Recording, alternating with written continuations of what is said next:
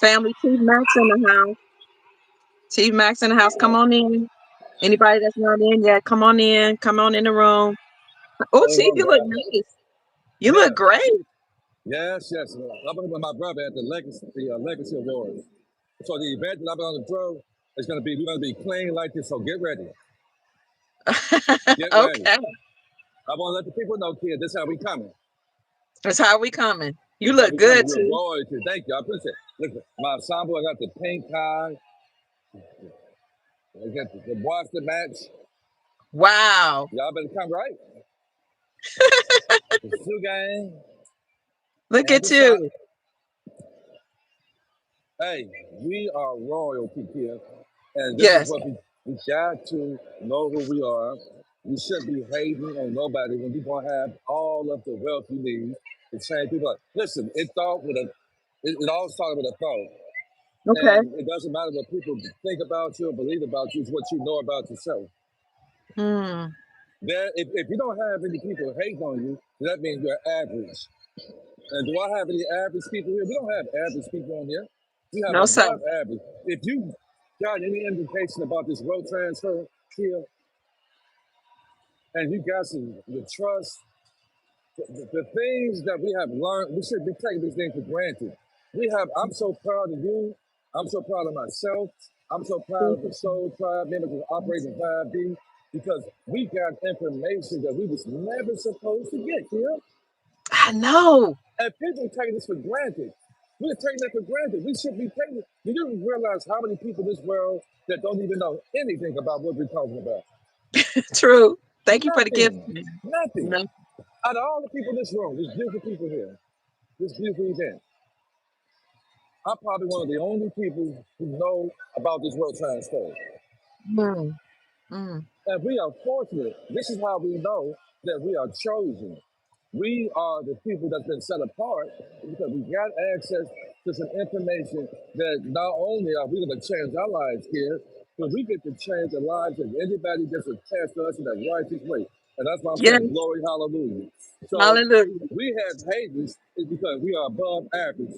Because ain't Mm. nobody hate no average folks. Am I preaching here? You preaching? So now you see why they hate on me. Mm. You see why they hate on me.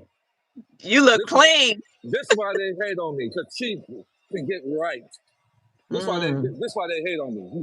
Because when you look like this, when you believe and you know who you are, when you have found the masterpiece in you, and we have gotten rid of all the hate, envy, malice, and jealousy, then the ancestors of the Great Spirit will open up the doors of resources in your life Mm. that will blow your mind. And I'm telling you what happened with me.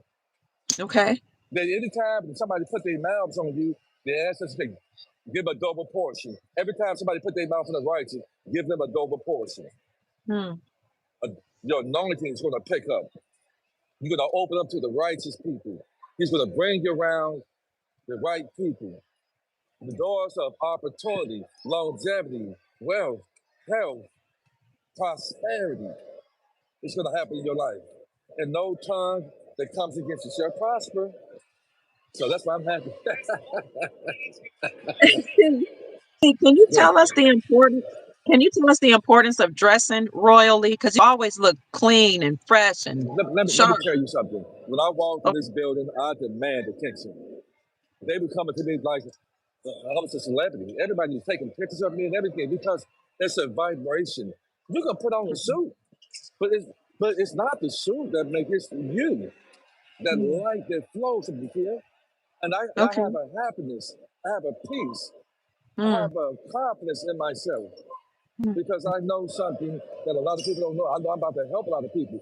So when you dress Yeah. a certain way, you can't dress this way and feel down. You can't dress this way and look Mm. this way and be a hater. Can you? Do I look like I need to be a Uh, hater? Do I look like it? To my haters, do I look like I need to be a hater? And then now people see why you are a hater because Chief look mm. like this, Mm. because Dr. Kill look like this, and we don't look like what we've been through. So, and this Absolutely. is what the haters try to stop, but they can't stop us because it ain't us that's the driving force behind us. It's our Mm. ancestors.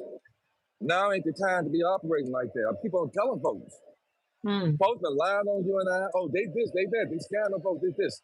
How could a man that gives so much of himself scam somebody? How could I? Did you guys realize the amount of people that don't know anything about the wealth transfer? I bought foreign currency, and I got foreign currency for all of my siblings. And I stepped outside and bought foreign currency for a lot of different people who don't even know that I bought foreign currency. So a scam artist can't do that. You can't do that because people who scam people are only interested in themselves. They're selfish. And that's one thing I'm not. I'm not selfish. And that's why I'm winning right now, because all of the seeds of righteousness, of me giving myself throughout my whole life, it's time for me to be on top right now. And I stand on that right there. It's time for me to love on myself right now. And that's what I'm doing. I am loving on myself. That's what I'm The, doing, guys. the And I soul want you guys to process, love you on look, yourself. Now y'all see why you got haters out there. they Now say you you see why look I got haters. amazing. They say you look amazing and you look like pure royalty. I'm reading the I am comments. royalty. It takes a royalty mind to know a royalty man. You see one. Yes. And I can Yes. guarantee you, ain't none of my haters got it going on like this. Huh? None of your haters. I Beautiful. can guarantee you. I can guarantee you. They probably eating their burgers, eating a ding dong somewhere, mad. But you can do the same thing. You can do the same thing. My life is strategic here. I'm living my life in a strategic way. Strategic. You strategic in the way you dress, the way you Yes, eat, the way yes, you eat, the way you think, the way you yes, conduct your everyday yes, life. Can you speak yes. on that? Let us know, like, what is that? If you Why don't is that plan for important? success, then failure is an option. If you don't Mm, plan on success in your life, then failure is your option. okay. Okay? Listen, you got to spend some time alone without being lonely. Mm, You have to be afraid. You can't be afraid to be by yourself. It don't mean that you're lonely. So here, I took some time alone. I studied. When I say mm, prayer, I didn't pray. I just spoke to the great spirit, the great mom. I cried at night. mm. I spoke in that ancient tongue. While people were asleep, I was up. I was warring in the spirit. Because not only did I want success for myself here, but I Mm, wanted success for anybody that I love. mm. It was never about me in my life. It had never been about me. And people who are really empaths, now everything is switching here for us to be on top, because the world needs that. The ancestors need the people with righteous hearts here to be on top right now, because we are going to be the Savior and salvation. There is no Savior coming to crack the sky and rapture nobody of it. We are going to be the ones that rapture. We are the Christ conscious. And when you know that about yourself, then you'll have people who haven't found the Christ in them Mm, mm. to be operating in that lower self, to try to bring you down from a righteous kingdom of being an empress and an emperor. I'm an Yes. emperor. I am a chief, and I stand on that. Yes, And I sir. carry myself like that, and I look like Mm, that, and I speak mm. like that. And then everybody else will recognize who you are without you even saying nothing. Like the people recognize who I am in here right now. Wow. They Wow. recognize that. So I just want to let you guys know the RV, there's so much going on right now here that we know that something is about to happen. Yes, sir. Yes, sir. So the event that I'm going to throw is going to be named the New One Percenters. You already see how Chief do it. So I'm telling you, y'all better come clean. You see how I do it now. We see. And, We and this is see. a 50-inch jacket. They no small jacket on the 36-inch waist. Y'all better come on. 36. Yeah, Okay. 50, Ooh. 36. Come on now. Come on now. They said the family want to know, where are you? They like, are you at the Grammys? Because you clean. No, my brother, my baby brother, my brother, 1 year younger than me. I am at the Legacy Awards, and I'm Legacy. supporting my brother. I'm supporting my brother. He is happy. He got his big brother here with him. I'm loving my Oh, brother. My brother is waking up, and it ain't nothing like family love. that's My right. baby brother's here. I got his back. I am supporting him, even though he have older brothers. he said that he called me Big Bro because I have taken care of my brother ever since he was a day half. So he and I Wow. are here at the Legacy Awards. He's featuring it right there. And so it just feels good. This is just a precursor of what I am going to throw in the next 3 months. After the RB happens, this is how we're going to be rolling, guys. Y'all better come clean. Wow. This is in This how Atlanta? this is Chicago. I'm in Chicago. Oh, Chicago. There's a lot of wealth there. It's a lot of Oh wealth in yes, Chicago. yes, yes. I'm in Chicago, but the event I'm going to throw is going to be in Atlanta. So anybody that I have vetted, anybody that have a registered card, you're going to get an invitation person from Chief, and you're not going to be able to get in unless you have an invitation by me. And of course, Dr. Q, you and you better pick some family members you want to bring. You guys going to have your own table, prestige. You're going to be one Thank of the you. VIPs, of course, Uh, Chief, VIP. before you get off, I just had a brief live on family governance and how we as leaders should be the example for our family, have family meetings, and tell the Yes, family about wealth. You've done that for your family. Can you I briefly have. speak on? Can you talk about what that's like, what the value is? Well, right now, family legacy, family dynasty, and breaking the generational curses should be on the forefront of everybody that's operating with this this wealth transfer. That should be the number one goal. Family Okay. legacy. It's funny why this is the legacy award. Your legacy is important. Yes. Your legacy. I'm building my legacy right now because I know that I have less years ahead of me than behind me, Mm. so to speak. So to speak. So my legacy from here on out is important to me. My family dynasty is important to me. And breaking the generational curses that plague my Mm. family and the generation ends here with us. So Mm. I don't have time to be a hater. And I don't even care about the haters because the haters let you know that you're on the right track. So they're about to start the event, guys. Let me go ahead. I Okay. got my ice water right here. Let me walk out in here, then I'm going to get off. Let me just let Okay, y'all Chief. know the main event, Robert Towns, he is here. There's a lot of different people here. Oh It's wow. a beautiful event, man. Beautiful event. Yeah, because you're all Walk with the your chief. Walk family. with the chief. Walk with the chief. Walk with the chief, man. Walk Walk with the with chief, Chief. man. Walk with the chief, Is man. this the brother that has his own show? Oh, look at that.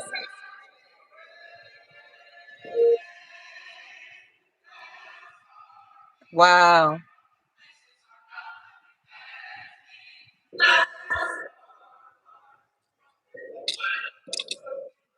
Chief Max is having a legacy award show where his brother is being honored. What a beautiful time it is to be alive when you are Yeah. connected to the right people. And of course, and I say glory, hallelujah to that kid and Soul Cloud family. I'll see you guys tonight at 10 o'clock, and y'all be good. We love you, Chief. Have See you guys. fun. You look amazing. If anybody wants to get in contact with Chief Mac, you can reach him via email at unityinmotion45@yahoo.com. UNITYINMOTION at, is it at Yahoo? I think it's at Yahoo. Yes, YAHOO.com. So he's at a legacy award for his brother. I believe this is the brother that has his own talk show. So Chief Max comes from a large family. He had like 13 altogether siblings that his mom and dad had. So many of his family members, many of his siblings have actually gone on and achieve a lot of things. Most of them are, I think, if not all of them, have been to college. They have businesses, they have degrees. So he comes from his father left a legacy. His father was a hardworking man, just had a regular job, but he was determined to provide for his family. And Chief has spoken about his mom and how she had some challenges trying to raise all those children at home while her husband was working. So Chief tells the story about how he had a speech impediment when he was younger, so he was picked on a lot, and he kind of beat up a lot. And then his father passed, and he stepped up, and he was on a trajectory to go to college, but he chose not to go because he had to help his mom. So he went to work, helped his mom with the children. And he said one time he even had to get on food stamps because there was so many children, and dad had passed on. And it's kind of hard to fathom him being picked on at 6 foot tall and being big, But like he said, he had some challenges with the speech, and so people would pick on him and make fun of him or whatever. But he had a goal and a vision in mind to take care of his family, to continue on the legacy of being a man and a provider and protector that his dad was when his dad passed. So he went on, took care of his mom, helped with the children, and sacrificed his own goals. But in the meantime, he had his mom there. She taught music. She was a beautiful pianist and singer. So she taught all her children music because she was determined, since they had grown up in Gary, Indiana, that her children would not end up on the street, even when the husband passed away. So she kept them focused on the goal, the mission, the family mission, to stick together, to take care of each other, to keep the principles that she instaured. She had a Christian woman, the Christian vision principles, that they had to live by those principles. And in their spare time to practice music, because music grounded them. Music was something that they could all rally around and unify around.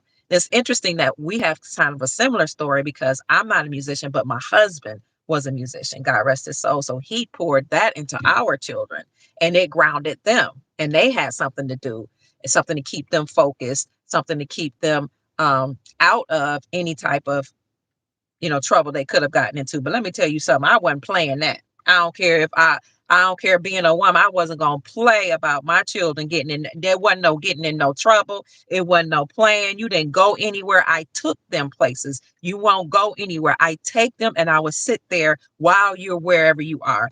And in the summertime, I had all of my children in summer programs right on the college campus where I work, or around my colleagues, or in family involved in family business. So legacy is just important. The long lasting impact that you will leave behind, the long lasting impression that you install and impart into your family members. That's so important. And like Chief Max says, when you know your royalty, when you know that you're emperors and empresses, when you know you are the so-called new 1%, when you know that you are the generational curse breaker, like somebody said on the earlier live I did, when you know you're perpetuating the wealth, and you are the legacy bringer, the one who will inspire your family, the one who will recapture and recover all the wealth that your family may have lost or that your family deserves, that's empowering.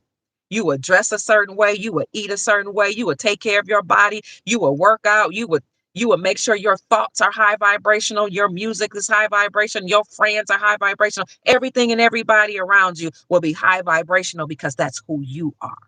So I'm glad that Chief Mac on the last live said, send me a link. So what I did was I ended that live.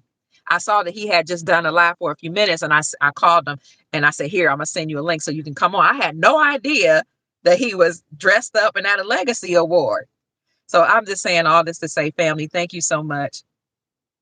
It does look like he's having fun, for being here and joining me on these last two lives. I love y'all. Oh, thank you for saying keep preaching. Thank you. And thank you, Sister Janine, for leaving Chief Max email unityinmotion45@yahoo.com. Anything y'all want to discuss before I get off, family? I know I've been on twice tonight. I just wanted to get this information out about, or this discussion out that I had in my soul about legacy and family governance. Somebody has to govern our family, because if we don't, the system will. I used to tell my children, I'm disciplining you so that the police department and police officers won't. I'm instructing you so that you don't take on somebody else's principles and values. Your dad is teaching you skills so that you don't have to depend on somebody else for money or sustenance. So he taught them music. My son's been earning money doing music since they were 10. They were ministers, playing the piano, playing the guitar, playing the drums, because their dad taught them instruments. So they worked for churches from the time they were 10. They don't know anything else about they know about music, and they know about creating businesses, because their dad also had a construction business, because he said, I want to pour into you so that you don't have to depend on somebody for a job. I'm going to teach you how to create something of your own. And then the way you're going to learn is by working with me. And you're going to work for free. I don't know if he ever paid them as they got older. I know when they were younger, he did it. But now they know how to do certain things with their hands. They know how to put up ephes on buildings. They know how to do carpentry. They know how to fix the walls and do I forgot what you call it when you prime the walls and things like that, because that's what their father put into them. That's legacy. The long lasting impression, the long lasting impact, a family value. You have to learn how to take care of yourself. You have to be enterprising. You have to be entrepreneurial. You don't like what's going on around you, because we were talking earlier about how politics impact us. You don't like the school system, create one yourself. My husband's sister, Darlene Cartwright, started a daycare center, started a school, and we all worked in the school and the daycare center. So we know how to educate our children. She laid out a curriculum that she designed. And then she said, not only are y'all going to follow, she talked to me like that. I'm married to her brother, but I reverenced her as my big sister. We grew up together. So family, right? My mother-in-law taught us family continuity. Didn't matter if you was married in, grafted in, if you got divorced, as far as my mother was concerned, you still family. So all of us, even the ones that had been separated, been divorced, we helped with that family school and the family daycare. So my sister-in-law said, you're going to teach by this curriculum, and you're going to teach these children that's a part of our family and a part of the community, because people that lived in the city, they saw how well behaved our children were and how they blew standardized tests out of the water, because they still got tested by the state, right? They score higher than the children that were in the institutional schools that were funded by the United States Department of Education. When these people found out, because our children were featured in newspaper articles, they were going around serving legislatures, they were working as pages for congressmen and congresswomen, they were going around interviewing businessmen and businesswomen in the community in Portsmouth, Ohio, and Huntington, West Virginia, and where else? Ohio, and Kentucky, West Virginia, Kentucky, Ohio. They call it the tri-state. So we not only taught by the curriculum, reading, writing, and arithmetic, and our story. Yeah, we taught some of history, because they had to learn it. Because when you have private schools, they wanted to make sure that you go. I have some of the federal curriculum as well. But we said, okay, we'll teach some history, and then we're gonna teach our story, her story, our culture. We taught them our culture, our family culture and family values, and our indigenous culture. And my sister-in-law said, now each of you that are experts in your area, whether you have a college degree or not, you might have a vocational degree or certificate or certification in something. You might just have common sense, a common knowledge, whatever it is that we were good at. She told us we had to teach the children. She was our boss. And my sister-in-law was bossy, so you ain't play with her, right? So it was good, because all of our children, they learn reading, writing, arithmetic, culture, history, engineering, because her husband was an engineer. So they were in elementary school learning trigonometry, engineering, chemical. He's a mechanical engineer, mechanical engineering, all those engineering things when they were in elementary school. And we had summer programs, either our own summer programs or university summer programs that we were affiliated with or in our community. So from the time they were little babies, they were studying about all those things, studying about engineering, higher math, about psychology, because I was studying psychology, economics. My son, who's an economist, Dex Lattimore, that's on the show, the way he got inspired by economics was he read Rich Dad, Poor Dad by Robert Kiyosaki when he was 8 years old, because he saw it in my sister-in-law's library, who owned the school. He saw the book. They had to read those books. The Wealth Mindset, Billionaire Millionaire Principles, The Millionaire Next Door, business concepts, because she had a degree in business as well. So he read that book, Rich Dad Poor Dad, at 8. And his dad was very good at finances, budgeting. So whatever we were good at, we brought to the table and we taught our children. And when the other parents saw that, and some of the principals that the children had been to before, and the people, the superintendents, because they saw the test that our children, how they scored. When I tell you, I was literally begged by the elementary school in West Virginia, please bring your children back, because when your children were here, your 4 children raised the standards and the scores of the entire school, because we took the time as family to educate them, not just educate them reading, writing, math, and arithmetic and other things that we were learning, but we educated them on family values. Why are we here? What do we believe in? Who are we allowed to marry? What type of bloodline are you allowed to marry? Literally, how the person you enter into covenant with needs to align with the values and the principles of this family, because the family is only as strong. What they say, the chain is only as strong as the weakest link. Family values poured into them. We're musicians. I'm not, but the dad was, and all his family. We're musicians. We're Lattimores. We're musicians. So you're gonna learn music. I'm an educator. I had a psychology degree. I believed in discipline and order. I always told my children I believe in discipline and order and structure. That's what I poured into them.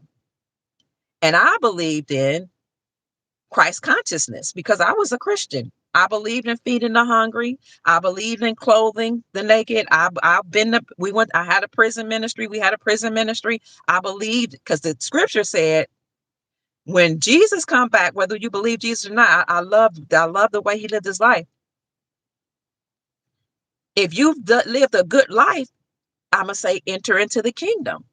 But if you haven't, I'm going to say, when I was hungry, you fed me not. When I was naked, you clothed me not. When I was sick and infirm, you visited me not. When I was in prison, you had visited me not. But I taught my children, you want to hear the master say, or your ancestors, or whoever opened them pearly gates, enter in the joy of the Lord, because we were Christians. When I was hungry, you fed me. When I was naked, you told me. When I was in prison, you visited me. When I was sick, you visited me. So this is what I taught my children, aside from reading, writing, math, and arithmetic, as an evangelist, as a missionary. You're a musician. You're going to go to these places. You're going to go to the nursing home and sing. That was a family value. You're going to go and you're going to gather these clothes. You're going to cover the naked. We're going to have programs and things in place and funding in place to feed the hungry. You're going to work. And I was a big on volunteerism. Every summer, you're going to volunteer somewhere to help. So, legacy. And the good thing about having my sister-in-law having a school and a daycare and a church is that was our foundation. And that was the place that from which we could teach, not only just in the home, but we could teach there, and we could play our lives played out right in front of them, how you are to conduct yourself. We were literally educating our own children, raising our own babies, babysitting the children in the community. So we are the curse breakers. We are the generational curse breakers, family. We are the ones that will bring and perpetuate legacy for our family members. And I'm so, so excited about that. Yes, this is a big responsibility. It resonates with you. I'm so happy to hear that. And when we were in the midst of doing all that, we were just so focused. You know what? It was like getting up and eating every day. Because when you have a mission, so that's why it's so important to write out what your mission statement is and know what it is and begin with the end in mind. Each day begin with that end, that goal in mind. That goal, you should have blinders on. You can't hardly see anything else, because like a horse that have blinders on each side, and they can't see either on the other what's going on. They can't see what's going on in the media.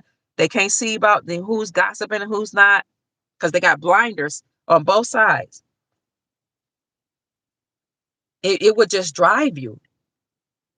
It's like getting up and putting clothes on and eating your meals and working wherever you work. It's just a part of your lifestyle. But it starts with knowing what it is. And for me, I needed to write it out and live by that vision and mission legacy.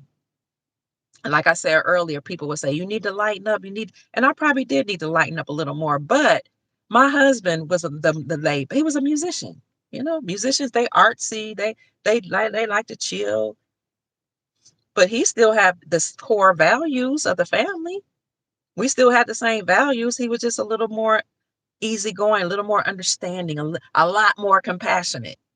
But we balanced each other out. I was focused on church, school, discipline, order, and structure. People to this day think I was raised in the military. But my husband, he was like, you're going to do what we say, and that's it. And we're going to have some fun, and we're going to do it together as a family. And I'm going to let you be who you are. And I was like, I'm going to let you be who you are as long as you follow my rules. I'm going to let you be the person that I made you to be. That's how I was. I'm not saying it was right. And he would have to kind of soften me up and say, you got to let them, kind of figure some things out. You can't control everything, Key. So, but overall, we had a family vision, a family mission statement. I say, hit on my family, hit the like button. I say to you, I love you, Sister Janine. You are so supportive. I really appreciate it. Well, I'm about to get off, family. Y'all have anything to say? This is of the most importance, our story. Yes, we taught our story. Absolutely. I desire for my children to know what their family was like, who their great grandparents were, who their grandparents are, who their mom and dad is, what was our bloodline like. Musicianship is in the blood of the Lattimores. Every single Lattimore we've met are musicians or entertainers of some sort. We even ended up in a school before we started our school where the principal was a Lattimore. And of course, we found out that they were related. That's in their bloodline. And as my eldest son, the same one who did the history on my great grandfather, Manuel Gomez, did ancestry on the Lattimores. That's his dad's bloodline, his dad's father. He discovered that in Europe, they were the scribers for the kings. And I'm like, that's why you love language so much. My sons love language. They were the scribers. They interpreted all, and the readers. They did all that for the king, the Lattimores in Europe. They were at the right side of the kings. And he can even trace his bloodline to certain kings. Our story is so important. If we spend our time discovering and enjoying our story and sharing it with our children, oh my God, we would feel so amazing. We would be vibrating on even higher frequencies because we're all royalty. A lot of our artifacts were stolen and put in the Smithsonian. A lot of our stories were intercepted and retold, told a certain way, or hidden from us. But this is a new day. We've come into a new era where all the information is coming out. Everything's being revealed, and I'm so excited about it. Self-actualization, improvement is what I believe in. And that's what this life is all about. I enjoy discipline and then infinite bliss. Ooh, I love that. Thank you, Brother Mike. That was beautiful, Mike Lee.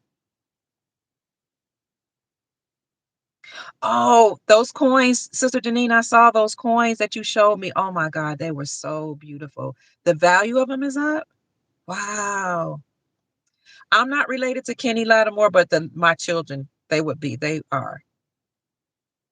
Now they don't know him personally, but of course, during the bloodline, studying the bloodline and doing the history, they realize that they are the same family. All the Lattimores they run into, they realize they came from the same place. They know each other. I mean, they know they have the same story, so they know some of the same people. But yes, they're related to all the Lattimores. But they came to find that out later, and they didn't. Of course, they didn't get the same experiences or perks as a lot of Lattimores because they're not in the industry. Your bestie gifted you some of those coins? Oh my God. Sister Janine, that is amazing.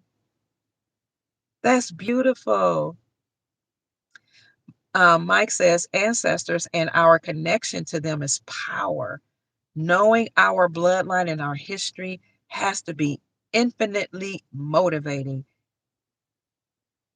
And you are learning these things and having new findings. Yeah.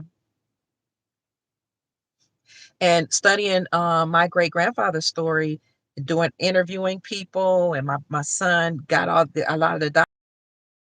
We've traced him and connected him to Bogota, Colombia, and we just discovered a few years ago, but through my son's research, that the Gomez's actually ran Colombia. Why? What brought my great grandfather here? Is the I have an idea. We have an idea, but I want details. I want to go back to Bogota. I want to figure out who they are, because it was a mystery. We just knew he spoke Spanish and we thought he was from Mexico. Isn't that something? Until my son did. Even my mom was like, I thought all these years I thought he was from Mexico. That's her grandfather. My son got the birth certificate and he got some paperwork, and he found out who his family was. It's just beautiful to trace your ancestry. Your son is amazing, so intelligent. Thank you, Simon. That's Simone, and full of knowledge. My son Dex Lattimore. Thank you. Thank you so much. Oh, Sister Janine, you related to the Lattimores? Oh, yeah, we got to talk. Wow.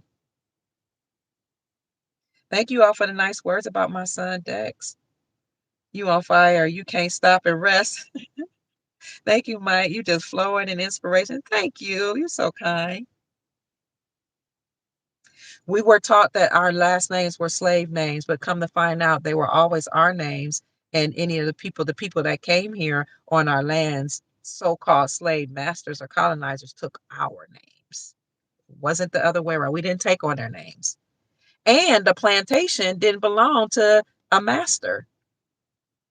That belonged to the family. That was the family compound. As Chief Rod Hayes would say, that was Big Mama house, Big Mama's house, right? And it's beautiful. It's beautiful.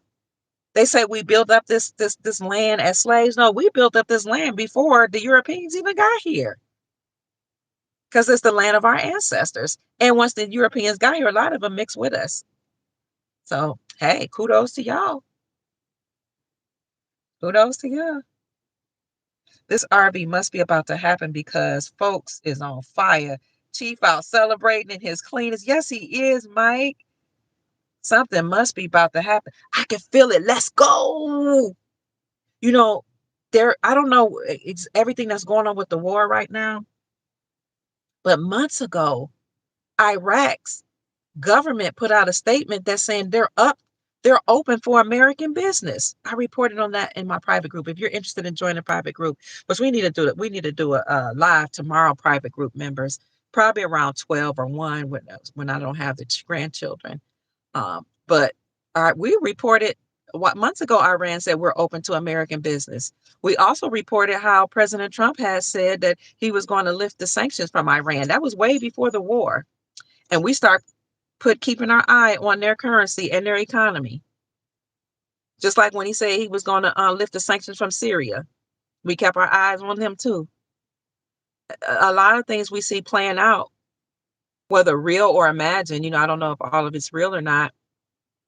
It's just a way for them to roll out certain things. So what? The war affected Dubai. Dubai is where a lot of billionaires was hiding their money. Dubai is where a lot of incest and child rape was going on. Dubai is where a lot of trafficking and slavery, modern day slavery, was going on. So now, because of the war, Dubai businessmen, they're leaving. The flights, everyday people are leaving because Dubai was this constructed place. What they say was it a desert, or what was the story? It wasn't even a real city. It was created by billionaires. It was their playground. But the war has affected it. So now their economy is struggling. People are there talking about how big it is and how everybody's fleeing.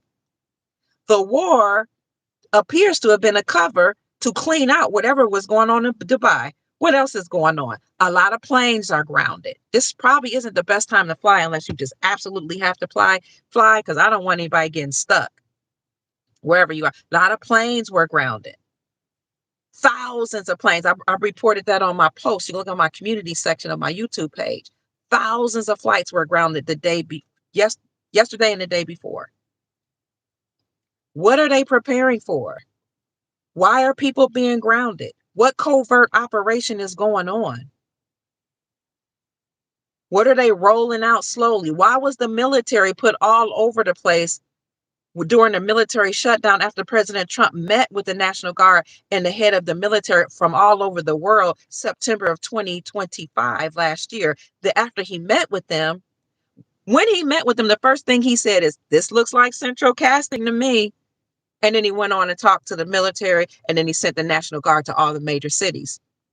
Before he did the mass deportation, before he started questioning birthright citizenship, before he started questioning temporary protective status, before he laid down the law on getting rid of people that are here unlawfully. The military was there to protect we the people and to make mass arrests.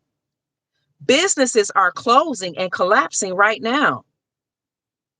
Everything is changing. The system is being dismantled. The system includes the education department. Schools are going to close. The banking system. That's why banks have been collapsing. The finance system. What else? The so-called legal system. Judges are being arrested. Attorneys too. We've heard information about how some of these judges were leading trafficking rings, hiding out illegal people that are here from other countries that were trafficking women and children and drugs. And speaking of drugs, stay away from those vapes that people are smoking, because they fed us this story that those vapes was a way to get you off smoking, but they didn't tell you that those vapes are addictive. And now it's coming out that they've been putting fentanyl in the vapes. Tell your children they are not allowed to use those vapes. Look, when it comes to my oldest son is, I think he'll be 38 this year, or is he 38 already? I think he's 37, 38. I don't care. I tell him what he's allowed to do. I don't care. You can be 40, you can be 55, 60, 65, 70, 75, 80, 85, 90, 95, 100. You're not allowed to smoke vapes. You're not allowed. Now they're going to do what they, as adults, but they know the value that I put before them. And they know if you want certain access to mom, you're going to have to abide by my rules. Point blank, period. But tell your children and your grandchildren that those vapes, if they're smoking them, they have fentanyl in them. Tell them also marijuana. They're putting marijuana, fentanyl in the marijuana. And yes, the Venezuelan administration admitted that they were allowing drugs to come from Venezuela into our country, including fentanyl, coming from Canada, coming from a lot of places. That's why Trump put sanctions on them, some of them, or tariffs, stricter tariffs, other than the fact that they were putting tariffs on us and we didn't put tariffs on them. But my cousin in Cleveland, Ohio, actually, she's been working with drug rehabilitation all of our adult lives since she was in her 20s. She was the first one that told me about a decade ago that they were fentanyl in the marijuana. And a lot of people were checking out unalived, overdosing on marijuana because fentanyl was in the marijuana. And they were coming into drug rehabilitation places thinking they were just getting high, eating a cookie or smoking, to hang out and relax. And that's how they got them addicted to fentanyl. Tell them they're not allowed to do it, or strongly encourage them to not do that. And if you're doing it, stop, because it's not healthy. We don't know what they're slipping us in these things. I know that, some people need medical marijuana for different reasons, but you got to be very careful. If you're not growing your own plants, we don't know what's in there. Oh, they're preparing to change this financial system. Thank you, Mike. You're so engaging today. Dr. Kia, he said, yes, I know they're changing the financial system. And usually before they flip the switch and they change the financial system, they will stage a Black Swan event first, an event that is unusual, something that's huge, something that you don't normally see. So a war would be a good Black Swan. The vapor's not good. Thank you. Ooh, it has something from the jab in it. It's better to smoke Cuban cigars. Okay, thank you for that. That's right. No maritime law anymore. We're back to the laws of the land. They mess with the seeds. Oh, that's in the marijuana. And imagine what they mess doing with the seeds in the vegetables that we're eating. Right? We gotta do something about this, fam. We gotta grow our own food. Get some healthy seeds. Oh, thank you. Simone says my friend lives in Dubai and they always have sandstorms. So it is a desert. Okay. Your last business is based out of Dubai, Tony. Do you know what's going on there? How's it doing? How's it going there? We got to get heirloom seeds. Thank you, sister. Oh, I'm sorry. I don't know if that's a sister. Thank you, Green Eyes Jackson. We need heirloom seeds, family. Oh, I put you in on the foreign currency game. Thank you, Mike. Oh, you're so welcome. It's my greatest pleasure. It's my greatest joy. I'm so happy. We are inspiring each other and helping each other and strengthening each other here in the Soul Tribe. So the foreign currencies, family, are being revalued all across the globe, meaning that they're going to be reinstated back to their normal value that the countries had before they had wars or instability in their country, or before there were sanctions put on those countries. They'll be reinstated back to that value, but even greater than that, they're going to be have they're going to revalue based on the resources that will back those currencies. So let's say the Iraqi dinar was $3.63 before there was war in that region, but then it plummeted after war and after sanctions to, let's say, 15 cents. I'm just throwing out numbers out there. To reinstate it would be to put it right back to the $3.63 that it was before there was war in that region. But Iraq has reclaimed the stolen money. He said he would do, and he did it. He said, I'm going to fight to end endemic corruption. That's what he said November 2022 when he came on. I'm going to put an end to endemic corruption. I'm going to work with other countries to return my stolen money, and I'm going to work with the Central Bank of Iraq to revalue the Iraqi dinar against the United States dollar. In our private group, I actually did a session on showing and proving that he had in fact returned his stolen money. I'm talking about Al Sudani from Iraq. So most of these countries have returned their stolen money that was taken from these other nations, and they repatriated their gold back from the Vatican, and they're working with and established agreements with other nations to help them mine the resources that are in their country. For example, in 2018, Zimbabwe signed a deal with China, because Chinese, they've been mining for a long time, right? They've been exploiting the gold all over Africa for a long time and secretively accumulating gold all over the world. China has been a world leader at least 3 times. They had empires where they controlled. You got to look them up. You got to pay attention. That's why you got to study history. So we can listen. I ain't letting them take over America, okay? But Zimbabwe in 2018 under I think it was Menengawa.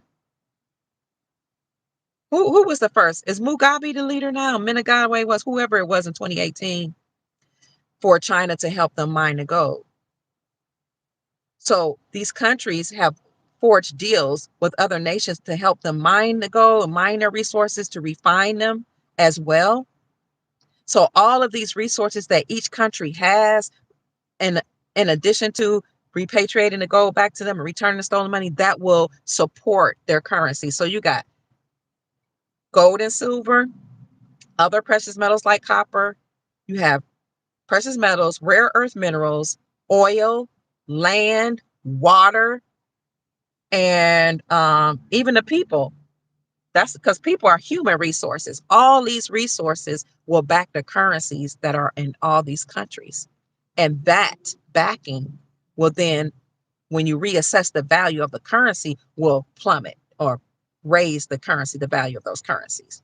The secret agreement between all nations that they would all, when triggered, stop trading with the United States dollar that's attached to the fiat system of the central banking system in the United States Incorporated. That central secret agreement was called Project Sandman, that when triggered, they stopped trading with the dollar and all agreed to use their own local currencies backed by precious metals and backed by resources. That trigger was Vladimir Putin. When Vladimir Putin, just think about it, when he went and initiated the war against Ukraine, which really he had a right to do because Ukraine used to be part of the Soviet Union, from what I know. And he was uncovering all of the laundering that was going on, all the secret stuff that was going on in the military bases, all of the labs, like the lab in Wuhan, creating these diseases. When he went there, that was the trigger. The secret agreement between 209 nations that when triggered, they would drop the dollar for trade and use their own local currency, their own country's currencies, backed by precious metals and resources for trade. He was the trigger, Vladimir Putin from Russia.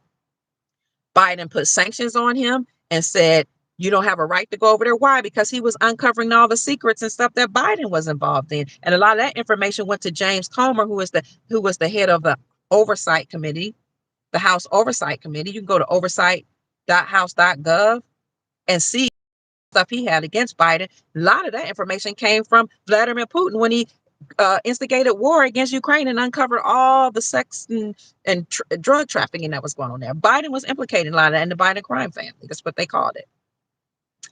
Well, Biden put sanctions on Putin, and then, so all countries couldn't do business with him, but Putin already had the BRICS alliance. He was a part of it. Brazil, Russia, India, China, South Africa was an alliance, a group of nations that forged together, that had trade agreements together already before all this started. So that was the strength behind Vladimir Putin. When Biden put sanctions on him and said, oh, you went and created a war against Ukraine and had all these amazing, Biden, of course, in the mainstream media said that he did wrong, and then they allowed all these Ukrainians to come over here, and people was feeling so bad for Ukrainians when they don't even know that the Ukrainian mafia owns downtown Cleveland, and they own parts of Louisville, Kentucky, and maybe even a city near you. Okay, why do you think they got the bankers' jobs when they came up here? And they got a lot of nice jobs, CEO jobs. How, Sway? And they got some regular jobs too. But Vladimir Putin went to the BRICS conference, Brazil, Russia, India, China, South Africa, that union conference, and said, Biden just put sanctions on me for starting a war with Ukraine, or and declaring war against Ukraine. He's jealous. He's upset. My words now, because I uncovered what they've been doing. He said, well, since they put sanctions on me, I want all y'all to use the Russian ruble for trade. Stop trading with the United States dollar. I got your back. I'm going to back you militarily. Look it up. In 2022, the same year he declared war against Ukraine and Biden put sanctions on him, the Russian ruble became the strongest performing currency in the world. And it was all the way up through 2026. Then he said, I encourage you all to stop trading with the dollar. And they all, remember the secret agreement? Long time ago, I was reporting this in 2017. There's a secret agreement called Project Sandman, where all countries, 209 countries, agreed that when triggered, they will stop trading with the dollar and use their own local currencies for trade. And that's going to collapse the United States dollar. And people are like, what secret agreement? It's a conspiracy. What's a conspiracy? Is just an agreement. You're a conspiracy theorist. Okay. Here we are, 2022. I didn't know he was the trigger. I said, when triggered, I didn't know he was. You probably can find that same article from which I was reporting on Reddit. But anyway, Vladimir Putin went to BRICS conference and told them all stop trading with the dollar. They start trading with the Russian ruble, and then they transitioned into trading with their own local currencies. That's why they started unveiling new currencies, because they're like, we're trading with our own currencies. We reclaimed our own gold and silver. We reclaimed our stolen money and our gold from the Vatican. We got the military backing of Russia. And I wonder where North Korea is and all this, because Kim Jong-un is really quiet. I bet you he got something to do with it too, because they afraid of him. So they stopped trading with the dollar, and the dollar started losing value once the BRICS nations stopped trading with dollar. In 2022, when I was reporting on this, like right in when it was really hot, that countries were dropping the dollar. This is what mainstream media won't tell us. 85% of the global population has stopped trading with the dollar in 2022 because many nations joined BRICS. Brazil, Russia, India, China, South Africa was already a union. The first to join in was Saudi Arabia. That was because what made the dollar the strongest that it was in a world reserve currency, one of the prevailing things that made it the world reserve currency was the United States agreement with Saudi Arabia to protect the Saudi nation in exchange for their oil, and they would force all nations to get oil from Saudi Arabia and to use the United States fiat dollar, the dollar attached to the central banking system, federal banking system of the United States Incorporated. But when Saudi Arabia joined BRICS, that was the end of the agreement. That whole agreement is what made the dollar have the world reserve, what to be the world reserve, the world reserve currency. That's what gave the United States Incorporated financial and economic hegemony. That's what made them the leaders, gave them the stronghold. They made an agreement with Saudi Arabia. We're only going to get oil from you. We're not going to get oil. We're not going to allow anybody to get oil from Venezuela, from Cuba, from nowhere. Nowhere you can get oil from nobody but my itch bays. Pig Latin. My Iganes, the Saudis. I'm going to get every nation has to get oil from them. We'll protect the Saudi kingdom. Well, Saudi Arabia joined BRICS in 2022. That was over. Mainstream media wasn't going to report that that's why the dollar was collapsing, in addition to the fact that they were doing all this money printing. But we did know Janet Yellen came out saying, oh my God, we've reached the debt ceiling. We've got to take extraordinary measures to mitigate this problem. We're not going to be able to pay our debts. We're not going to be able to pay out Social Security. We're not going to be able to pay out entitlement benefits. We're not going to be able to pay the military. The way we're going to make ourselves whole, Janet Yellen said, is to borrow money or take money from federal workers. If I was federal workers, I probably would have quit right there or say, I'll be darned. But Saudi Arabia had joined BRICS. The following year, they did that in 2022. Then BRICS became known as Saudi BRICS when Saudi Arabia joined. Then the following year, the official contract was not renewed. Because you have contracts and then you renew them. It was not renewed. Why was it not renewed? Because Saudi Arabia had already broken the contract when they joined BRICS. Then after Saudi Arabia joined BRICS in 2022, nation, one after one. And at one point, Miles Franklin, CEO Andy Schectman and I was coming on just reporting, this nation joined, that nation joined, that nation joined, that. We were so excited. And I could see, because I knew what the vision and the goal of the military and Donald Trump, they put him in place. He's the commander in chief, whether people say he's the president of the United States Incorporated or president of the Republic.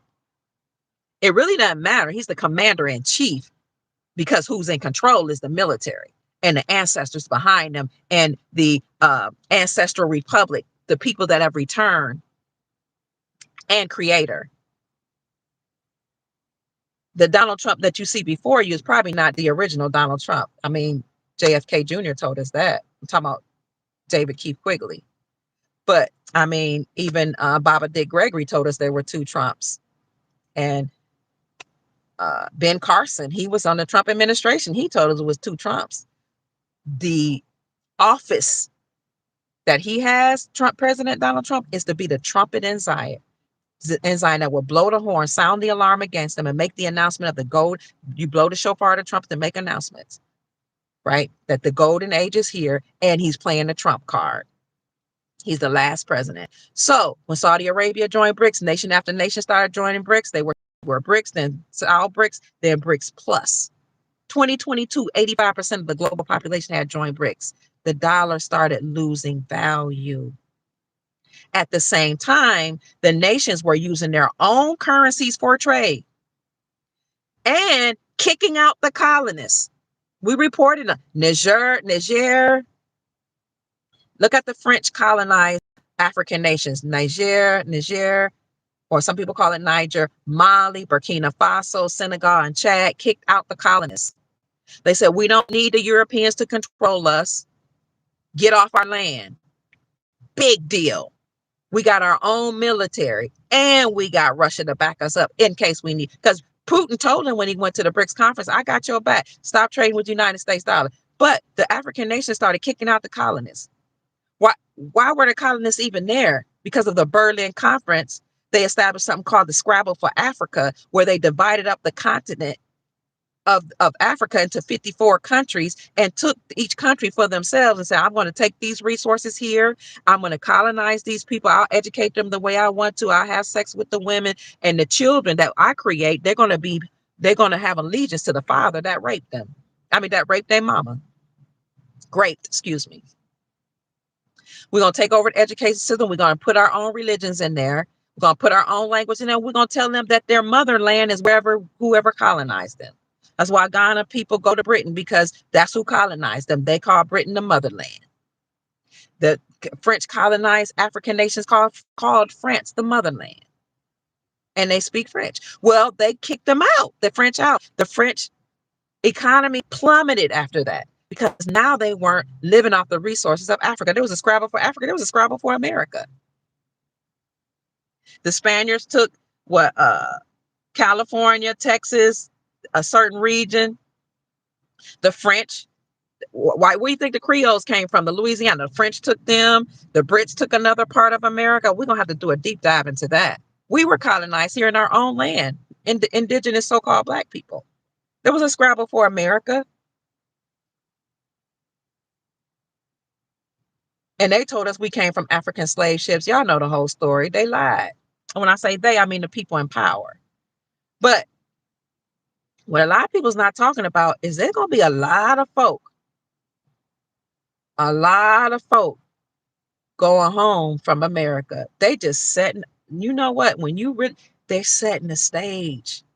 Even some of the Europeans that came here unlawfully and colonized America gonna find themselves going back home, because just because you came here and called yourself American don't make you American. You better make sure you got some serious real ties to America, and that you got bloodline ties here, or you got some benevolent ties here. And if you don't have business ties, your so-called paperwork in order. But beyond paperwork, because a lot of that paperwork is attached to the old system, the United States Incorporated, which is almost completely done with. Birthright citizenship, that was for the children of African Americans. They're slaves. The slaves after the Civil War, that whole 14th Amendment wasn't for other people that came here. They've been using it, and the legal system allowed them to, because a lot of the judges and attorneys were in on it. But that's a part of the United States Incorporated. That ain't got nothing to do with our tribal law. It ain't got nothing to do with the Republic either. A lot of people gonna end up going back home. But if they decide to stay here, they have to operate in love, truth, peace, freedom, and justice. They have to operate according to the peace treaties that were laid out. A lot of people just neglected the peace treaties. Just they have to be honored. Anybody that can't honor that, they'll find themselves leaving. A lot of people come here just having babies thinking, oh, I can lay claim to land. I don't care if you're a citizen. A citizen is not a sovereign, walking free person. A citizen is attached to the United States Incorporated. Even saying that the children of African American slaves can be citizens through birthright citizenship, was really kind of interesting to me, because we didn't come from Africa. We're indigenous to these lands, and our children are indigenous to these lands, so they're not citizens. So getting us to call ourselves a United States citizens was a whole trick and a whole plot to make us slaves and behold to the United States incorporated. But now that the corporation is collapsing, not to be confused with the republic, everything attached to it will collapse. Citizenship, birthright citizenship, whatever you want to call it. We got to do, we don't have to start from ground zero. But when these countries, and I'm not trying to say, who need to leave and who don't, because that's not my place. All I'm saying is anybody that remains here will have to get along with the autogenous original people here. It ain't all the rhetoric and all the stuff that was allowed to happen, where so-called Black people, the original Americans, were at the bottom. You can look at the bottom. You can look at economic pyramids, financial documents at the bottom. All that's being reversed. It won't be that way anymore. We're reclaiming the land. We're reclaiming our identity, our heritage. And as such, but as such, anybody here enjoying the land with us will live in harmony with us. And I think people that are here want to do that. The people that don't want to do that, they will deport themselves.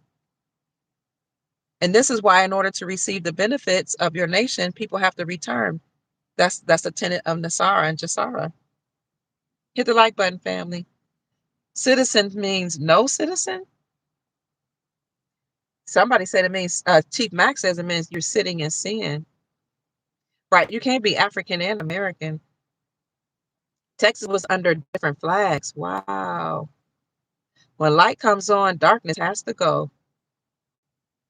Okay, Tony says one of the ladies I follow sent us a video with the crying on their knees, asking for forgiveness from the head of the country. Are you talking about Dubai? What, Tony? Mm-mm-mm. Mm-mm-mm. We need some new conspiracies because the old ones came true. I know that's right, Sister Janine. There's a documentary called Hidden Secrets of Money, talks about this. Oh, thank you. It's 15 years old, Mike says. Wow. Yeah, Putin wasn't playing with those dragons. He sure wasn't, Sister Denise.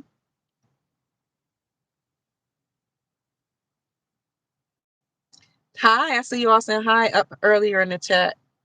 Citizen means worker? Wow, right. And Africa is not a country, it's a continent. So Putin told everybody when he went to the BRICS conference, legend goes, to stop trading with the dollar, and they start trading with their own global currency. That lets you know their own local currencies, that they're sovereign. I know somebody told me on one of my lives, they're like, you got to stop calling these entities, these countries. They're not countries. You got to start calling them corporations. And I said, no, I'm going to call them countries. They're no longer a corporation. Is different. I know they've all been corporations that were running these landmass, but you can see that they're sovereign countries. They're sovereign again because they're now reclaiming their own money. They have put in economic reforms. They put in policies. They're reclaiming the land. Places like Iraq, Vietnam, Venezuela, Zimbabwe, economic reforms, calling businessmen back home, returning their stolen money. Venezuela, what people were upset with Trump for going over there, capturing Maduro. In our private group, we showed and we talked about how Venezuela, the government said Donald Trump paid us for the oil and we're using what he paid us with to revalue the Venezuelan bolivar. Those were the exact words in the article. I'm gonna have to bring that back up to the private membership group so we can look over that and get excited. So anybody that's not part of the membership group, just hit the join button, follow the prompts, and you're in.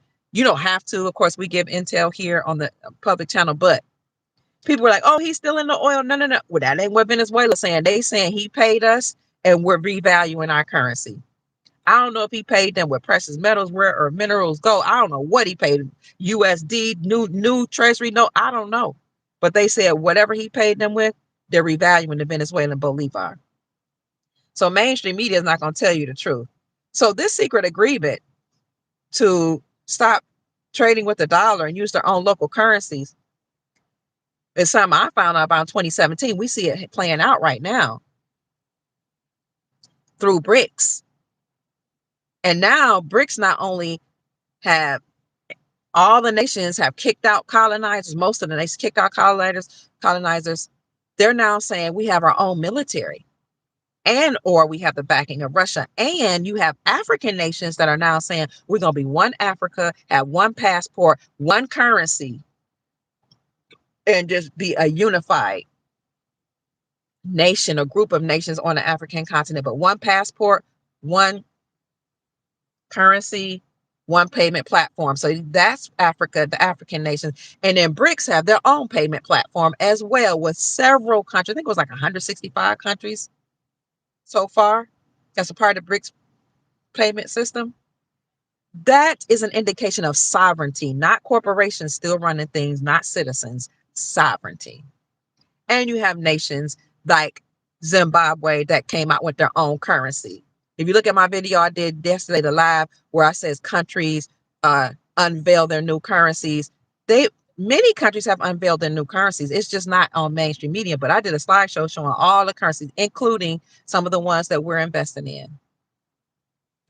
And somebody asked me about Venezuela. Yes, they've unveiled their new currency. The one most people know about now, the Sobanero, that's relatively new. That came out in maybe 2021. But I have the old notes, the Fuertes that I got in 2018. It's just that a lot of people don't know they had an old currency, because people that's just finding out about Venezuela, they only know about the new currency. But a lot of countries have unveiled their currencies. New currency. Zimbabwe said we got the ZIG gold and our new Zim note is backed by gold. That's sovereignty. That's not a corporation. The corporations don't support gold as a standard. They support, or they were forced to support, the United States Incorporated in their fiat-based system. It's over. So that secret agreement is no longer secret. They don't call it Project Sandman or Operation Sandman any longer. They just call it BRICS. It's an exciting time to be alive. So they have their own currency, new economic policies, banking reforms. Many of these nations, I reported some of this in the private group, revalued currencies, unveiled new currencies, leaders stepping down, getting rid of corruption. Some people know about the relatively new leader in Zimbabwe. We remember the old one that was still there. I think he was there until like 2018, 2019. And that was Mnangagwa. Now it's Mugabe. I think it was Mnangagwa. Who I keep getting them mixed up. Who was the leader back then? Was Mugabe or Mnangagwa? Whoever it was, he was replaced. And that's why we knew then that there was a regime change in Zimbabwe, and then shortly thereafter they came up with the ZIG gold. So what they do is they get rid of corruption, they switch the regimes, they return their stolen money, they put in new banking reforms, new economic policies, stabilize the country, rebuild the infrastructure, and then they revalue their currency. While they're revaluing their currencies, they're also securing trade deals. It's happening. Chief Mac email is unityin motion45@yahoo.com. Thank you. Thank you, Sister Janine. So everything is changing. Everybody's reclaiming their sovereignty, reclaiming their land. And for the ones that don't want to go back to their countries, I understand, because a lot of their countries were war torn, but the temporary protective status for some of the people that are here is up. The humanitarian visas, they were only 2 years. Like I keep asking people, like, what did they expect? If you were given a time limit, like the humanitarian visas was 2 years, what you think you should just stay? But see, under other administrations, people would just stay and it wouldn't be called out, and they would just seek asylum. And it wasn't hard to seek asylum, and they didn't have to pay that much either. Or if they did pay an attorney to do it, from what I read, it was just easy paperwork. It wasn't even any legal jargon in it. Put your name there, where you came from, just a little basic information. They would have asylum. But 2 years, the 2-year humanitarian visa is up. Our Somalian community that's here, their temporary protected status that they got in 1991. They've been here for decades. Some of them are asking for reparations because the United States of America saying they got to go back home to administration. But it was discovered that there's a group of them. I'm not going to say all the Somalians, but a lot of them receive billions of dollars from the government and Medicaid, not Social Security, welfare, Section 8, and billions of dollars for businesses that weren't even operating. Donald Trump has said your country is stable now. You can go back home and the temporary protected status is up. But what I think is, I mean, you got the money. If you got money, if you got money, and if you don't have money, United States dollars, then you got experience, because we know how to deal with these people here. Trust me, we've been here a long time. We know how to deal with the system here. You've learned from Americans how to live, how to function, how to fight, how to speak up. You've learned culture. You've learned how to work hard, because people come here and say we work harder than everybody else. Yes, now I beg to differ, but you can say that. We'll give you that. You work very, very hard. Guess what? If you take that hard work, that money, the culture, the information, the education you've learned from us, the experience that you learned from being here in America, and you go back and you take that back home, you can rebuild a mighty nation. And your ancestors and your elders will be mighty proud. That's all I'm saying. I'm not saying anybody has to go. I'm saying time is up. If I were in another country and my time was up and I would get locked up. I've seen it happen when I was in Ghana. Nobody even flinches. It was like, oh, you overstayed. Oh, okay. Well, you better call your family and tell them you being held for ransom, because that's the way they get down in some of these other countries. The police will arrest you and they will call your mammy, your pappy, your grandmammy, your grandpappy. Excuse me if I'm being disrespectful. Call your mother and your father, your auntie and your uncle, and your grandpapa and nana, and tell them to send me my money, because you've been detained because you stayed in our country too long. Forget the government. You gonna pay the police officer that picked you up. Tell me I'm wrong. If you know that for a fact, put it in the chat. If you ever heard of that, put it in the chat. I tell you, I've seen it. Arrested on the spot, and you gonna send that money Western Union. Now they got all these other kind of apps that's specific to Africa and some of these other nations, and you're gonna send it right to the two policemen who arrested you, and the government won't know nothing about it. And if they do, they turn their back. But over here, people get mad if they overstay their visa and they get deported or detained. Well, it's just that's the way how all other countries are. But people they have a sense of entitlement. They've been so used to getting away with getting all this money, all these benefits. Some of them can even vote. Just having I've seen communities say, oh, they having parties. I've been salsa dance with, they just salsa dance till we pass out. Oh, it's so fun. Drinking, having fun. And then when some of them get arrested for drinking, I've heard them like be upset. Oh, he got detained. I was like, well, what do you think? I said, I can't even drink and drive. What makes you think you can come over here and party and drink and till you pass out and run and hit somebody or hit something, and you shouldn't get detained? Oh, and then they got deported. Well, you committed a crime and you don't have a driver's license. Like, it's really wild. You have a good time here. They got treated so well that it was funny. I heard this Latina sister, and I'm part Colombian. My great grandfather was Colombian, so I'm not trying to make fun. But she got on her YouTube channel, and she was like, "Hey," she's talking to her community from Mexico. She said, excuse me, there is a economic stratosphere here in America, and how we Latinos are above the blacks and just right below the whites. And the guy who was commentated, she was like, how we always knew that we were like better than the people that are at the bottom, and we right below white folks. She said, well, I'm just discovering that white folks don't think that we deserve what they have. And a brother who was doing a podcast, his name is Dennis Sperling or something like that. He said, let me cut you off right here. He just started cracking up. He said, Not only do they not think that you're right where they are, neither do we. He said, you might think that you're better than so-called Black people. He said, but I'm just trying to be respectful here. He said, but you fix our roofs.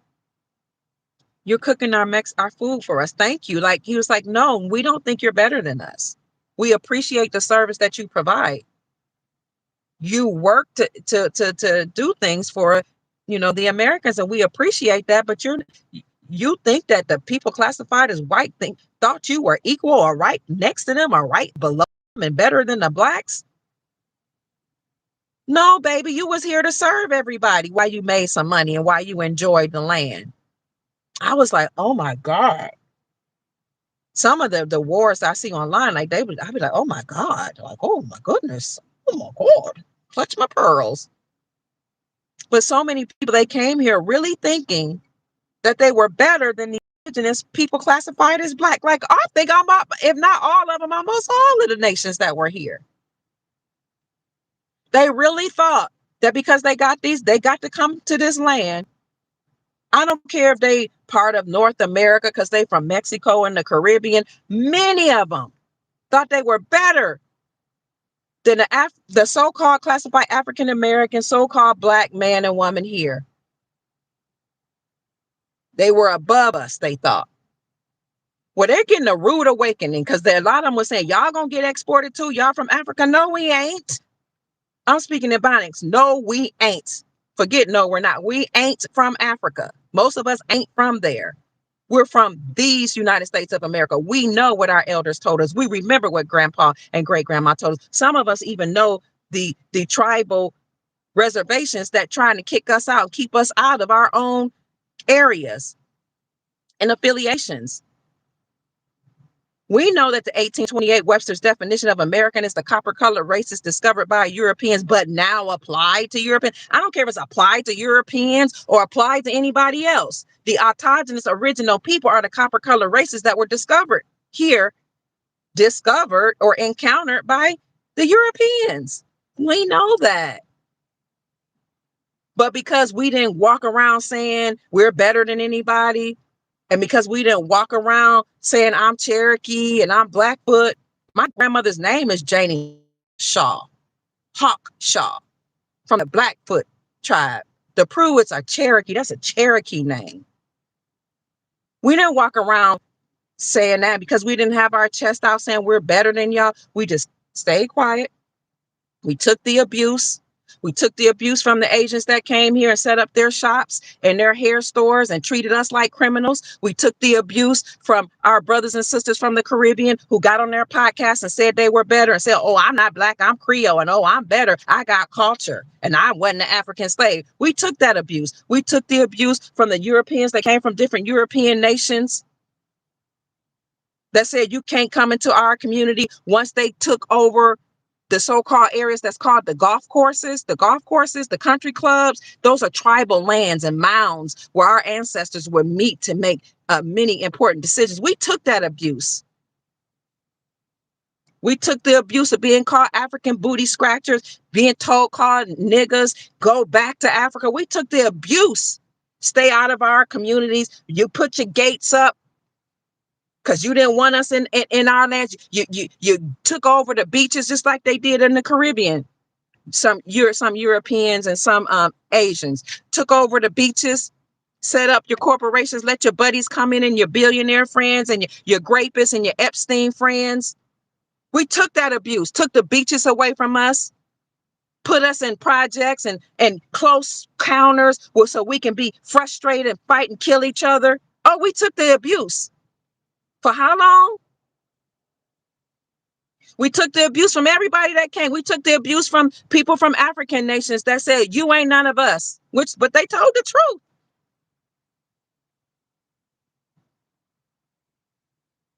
We don't want to fight your cause. We're not the same people. We're not Black. We took it. Okay, you're not Black. Everybody that came here just about, they identify as white because they have white status. I'm not mad at that. That's my bad for claiming Black status. Black means you have no standing in law, no lawful standing. You're dead, according to maritime and admiralty law. We took the abuse from every nation that came to America. We took the abuse from the Arabs that came here and set up their convenience stores and their hotels, and the Indians that set up their hotels and little restaurants and their gas stations.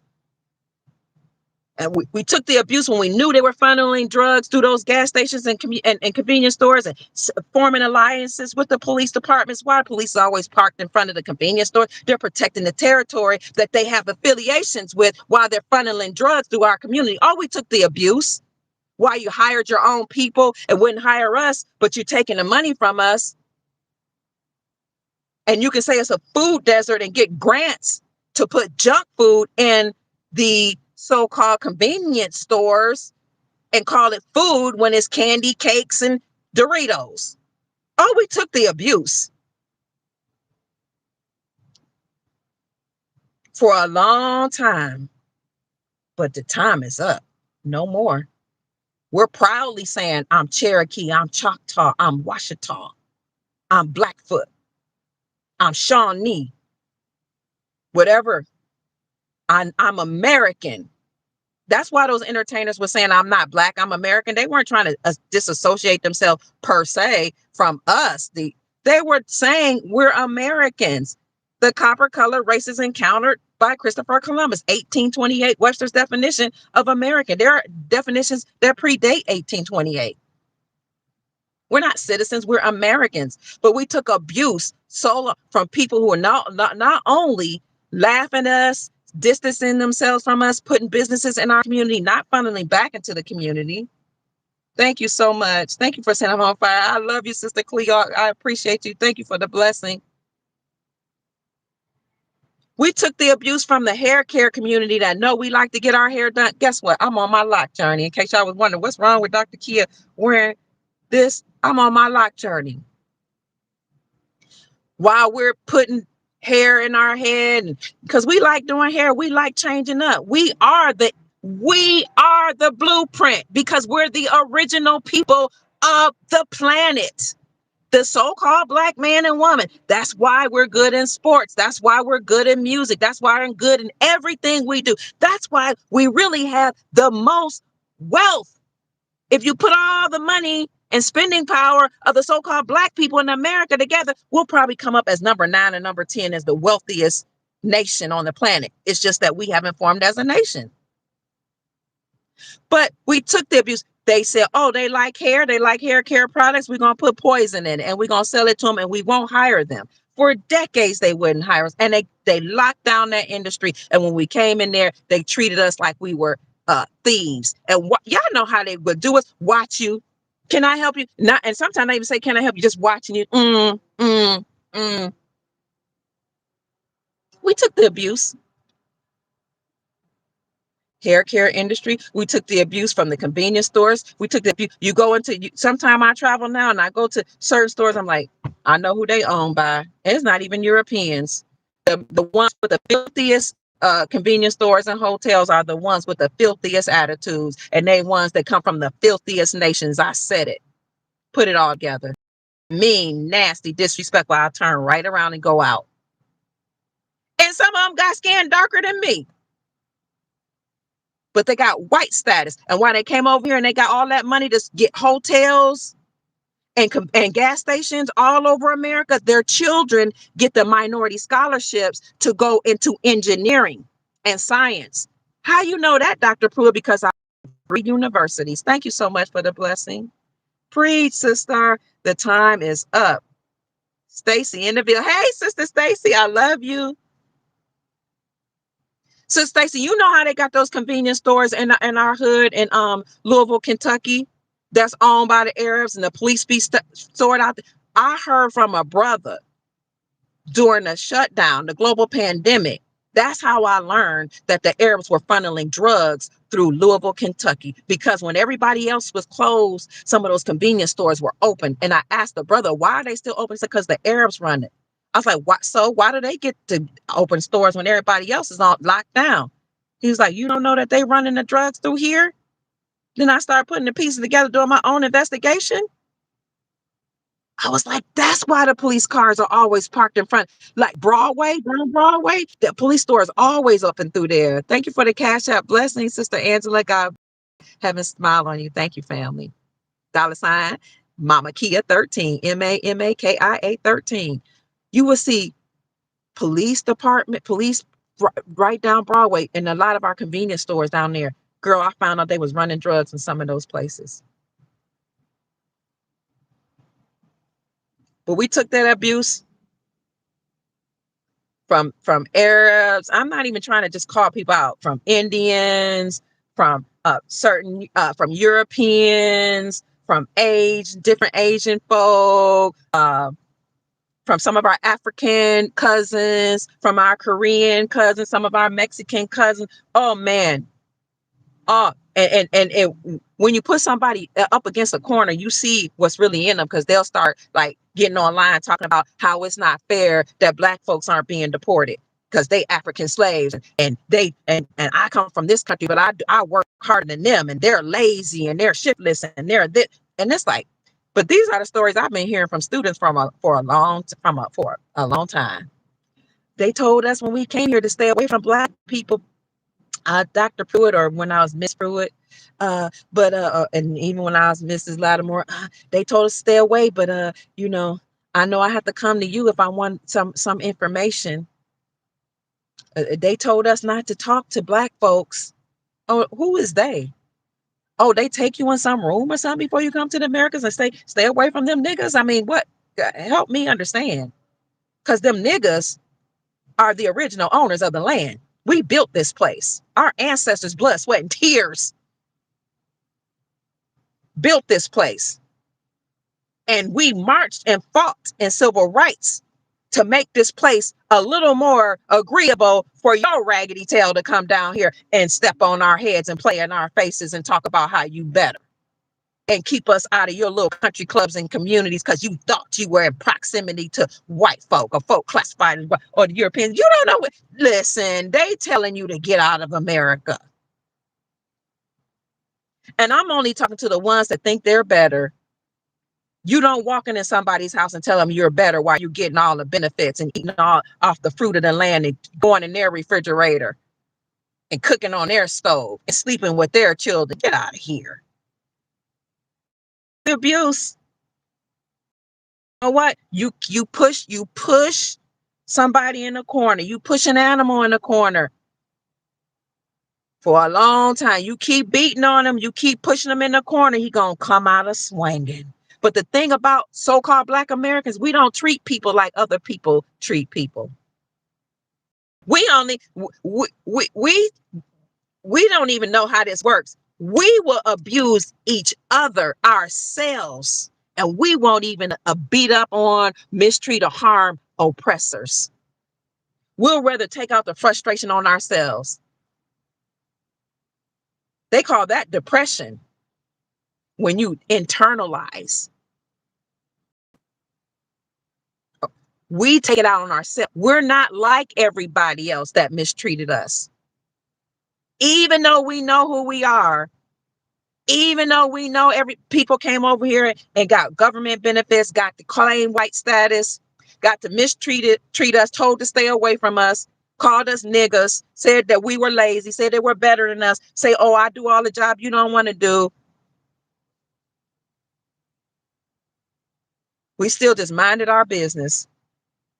That should tell you something. So when everything is returned back over to the original people, we still gonna be good to people, because that's in our nature. And those of us that are the matriarchs and patriarchs that will have positions, that see anybody mistreating other people on the land, we're going to correct them, because we come from a place of love, because we birthed these other nations. You don't mistreat your own child. You know, many of us know that these are our children out here playing in our faces, acting up. Some of them are our children, some of them are NPCs, some of them are created in a lab, but there are a lot of them are our children, and we're going to treat them with respect. You're welcome. You're welcome. We're not gonna call names. We're not gonna keep people away from with that. Even in interracial marriages, listen to the babies. Who do they say is the one that accept them? the black mother. Oh, now my white side don't really fool with me, but my black side I love. Or my Asian side don't really fool with me, but my black side does. The blueprint, because everything started in America. Everything in the Bible's in America, Morocco's in America, Israel's in America, Babylon's in America, Jerusalem's in America. America is where everything started. It was one landmass. They called it Turtle Island. They call it many other names. Y'all know about the Pangea. Then people left from this place and spread out. But they call us autogenous because the same genetic code that's in the soil is in our colon. We sprung from the soil. And other nations came from us. And some of them were given privileges by the beings that enslaved the planet to take control over us, but you can't oppress the original. That's why through depression, through slavery, through mistreatment, although all nations have been enslaved, I'm not going to take that away from people. All nations, or many nations, we've all been enslaved on this planet. But through slavery, through disrespect, through colonization, through being raped, through having our resources taken, guess what? We still standing. We still have love. We still walk in honor with our head held up. We still know we're royal. We still treat people with respect and kindly because we have the God spark. And because we have it, everybody else has it because they came from us. But we've seen people play in our faces, take money from the government, take money from our communities without putting back in the communities, and take over our tribal lands, take over our ancestral burial grounds, use our big, beautiful buildings for their hospitals and their court systems. Those big, beautiful buildings were built by our ancestors. We sat there and we let it happen. You know, we were prisoners of war. Were operative word. Everything's changed. And Donald Trump is being used to change it. And the military. And if it wasn't him, it'd be somebody else because it's time for everything to change. But our liberation is liberation for the planet, right? Everybody knows that the black man and woman is the blueprint. Everybody wants to do hair like ours, cook like us, or they love our food, jump like us. What was that movie? White Men Can't Jump. He sure could jump in that movie though. The athletes are the blueprint. The musicians are the blueprint. The women's, our styles, the blueprint. All that. You're welcome. James said, "Thank you for telling the truth. These suckers may not like it, but they may not have to like it. But they don't have to deal with it. We are the original organic people, and we know that. And even knowing that, we didn't go around saying we're better than anybody. We just kept quiet. We just took whatever.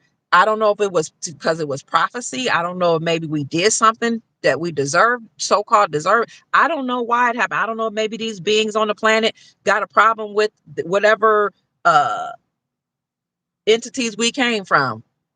Because they say different extraterrestrial seeded humanity.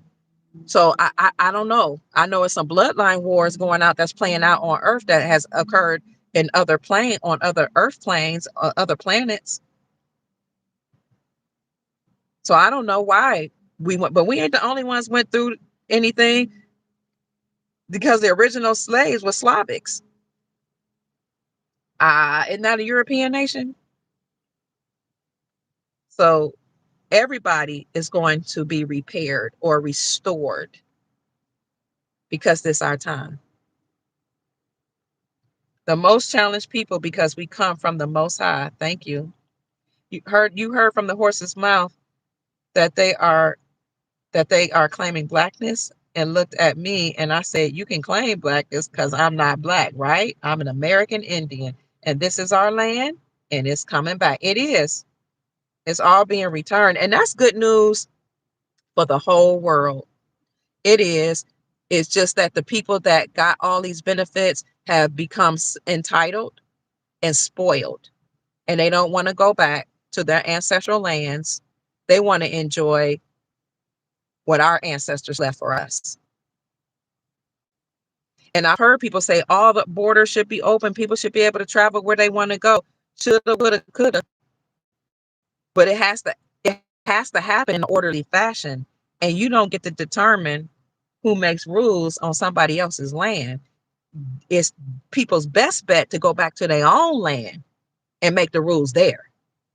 Stand up to your own government. Do all that hard work there.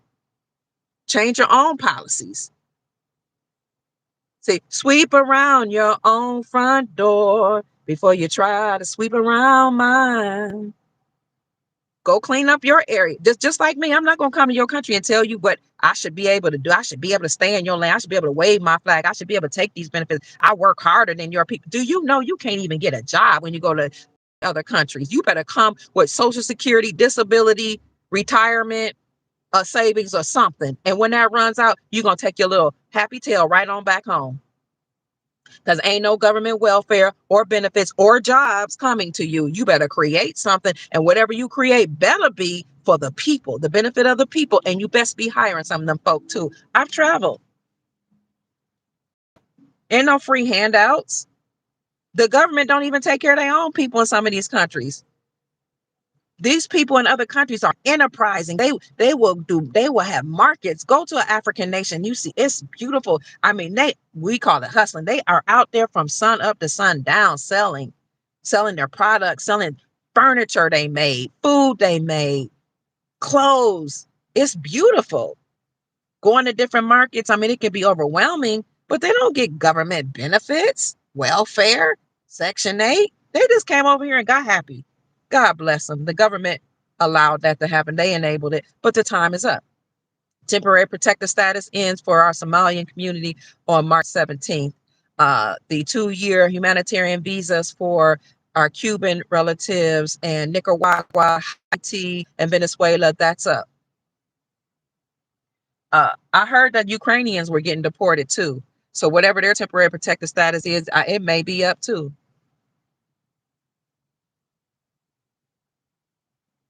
You know, you go to Walmart, it's everybody else but American, white or black. You don't see European Americans, for the lack of a better term, Indigenous Americans. You see everybody else.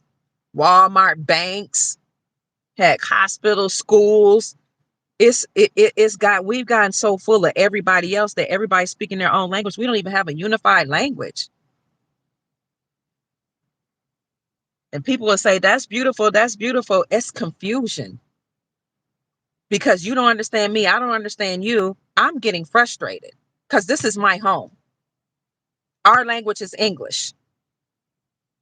It's not fair that in order to do business in my country, I have to try to figure out what other people are saying, or they're shoving a phone in my face because I have to listen to what they say and submit myself to them and their phone, their translation while they're in my country.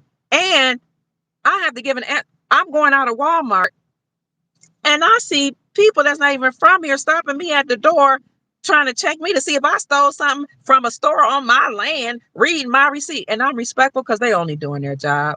But in the back of my mind, and some of them can't even speak English, I'm just thinking, why, Sway? Why? You're checking me at the door to make sure I'm not stealing while you're on my land. Taking jobs. It's like the government was trying to do a destiny swap with us, with the original autogenous people, by letting everybody else come here, putting us at the very bottom, taking jobs. But you know what? When it started affecting European Americans, that's when it became a problem. That's when drugs became a problem. Oh, it's an epidemic now. Fentanyl is an epidemic. Imagine that. Heroin was an epidemic in my father's lifetime. What else? Coke was an epidemic around the same time. Crack was an epidemic in the 80s. Meth, whatever that is, was an epidemic in the 90s. But now fentanyl is an epidemic because it's affecting Europeans. So much of an epidemic that according to a lot of the people that are working in nursing homes, they start coming out of middle class and upper middle class. Their children that got addicted to drugs, meth and fentanyl, they start securing the beds for themselves, and the government allowed them to have the beds in the nursing home, pushing out the elderly because it's an epidemic. Start getting all these grants and these scholarships for drug rehab centers. It's an epidemic.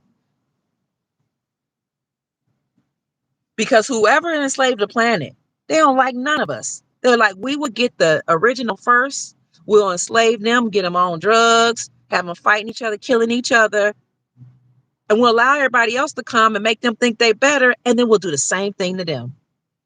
And then they'll see how it feels to be a nigga. But we don't care. We're elite. We're not even human. Elohim, Elites, Elites, elites, Elites, Elohim, fallen angels. Not even human. We don't care what your skin color look like, what your eyes look like. They slanted, they're round, they droop. We don't care. They don't care. With you brown skin, dark skin, pink skin, lighter skin, tan, they don't care. They want to oppress us as much as they could, get to us as much as they could, kill as many of us. Then they kept going till they got everybody enslaved and enchained and fighting each other. And then they thought they had won. But Big Mama, then her side, Nimna, say her name. She's returned. If you don't know who Nimna is, you should. She's the one that all these cultures were making gods and statues after. When the Aryans came out of the caves, they came out and they decimated all the female gods and all the female artifacts because most of the world respected and venerated both mama and daddy, both mother and father, both Nimma, Ninhursag, who planted modern day humanity here, and her brother Enki. And some would say Enlil too. That's what Father and Mother God comes from. But they won't say Ninhursag's name. They won't call Nimna by name. But all cultures had both a feminine expression of God and a masculine expression of God. They honored mama, venerated mama, just that they honored Papa. Because the entities that seeded us here were both female and male. Ninhursag has always cared about humanity because she seeded us here and she has returned. That's why they say the feminine energies, divine feminine energies are flooding the planet. She's come back.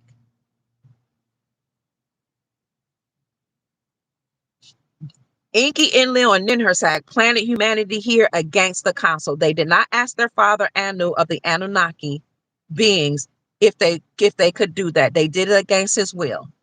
They didn't go to the council, these other beings. They call it the Galactic Federation. Well, I'll say that for lack of a better term. There are entities and extraterrestrials, beings outside of the earth plane, outside of this dome, on the other side of ice walls, all over the place. They have a council, many of them. They have agreements, just like we have agreements in nations and battles. They do too. Well, when we were seated here on this planet, the God of the Bible, Elohim, is not source.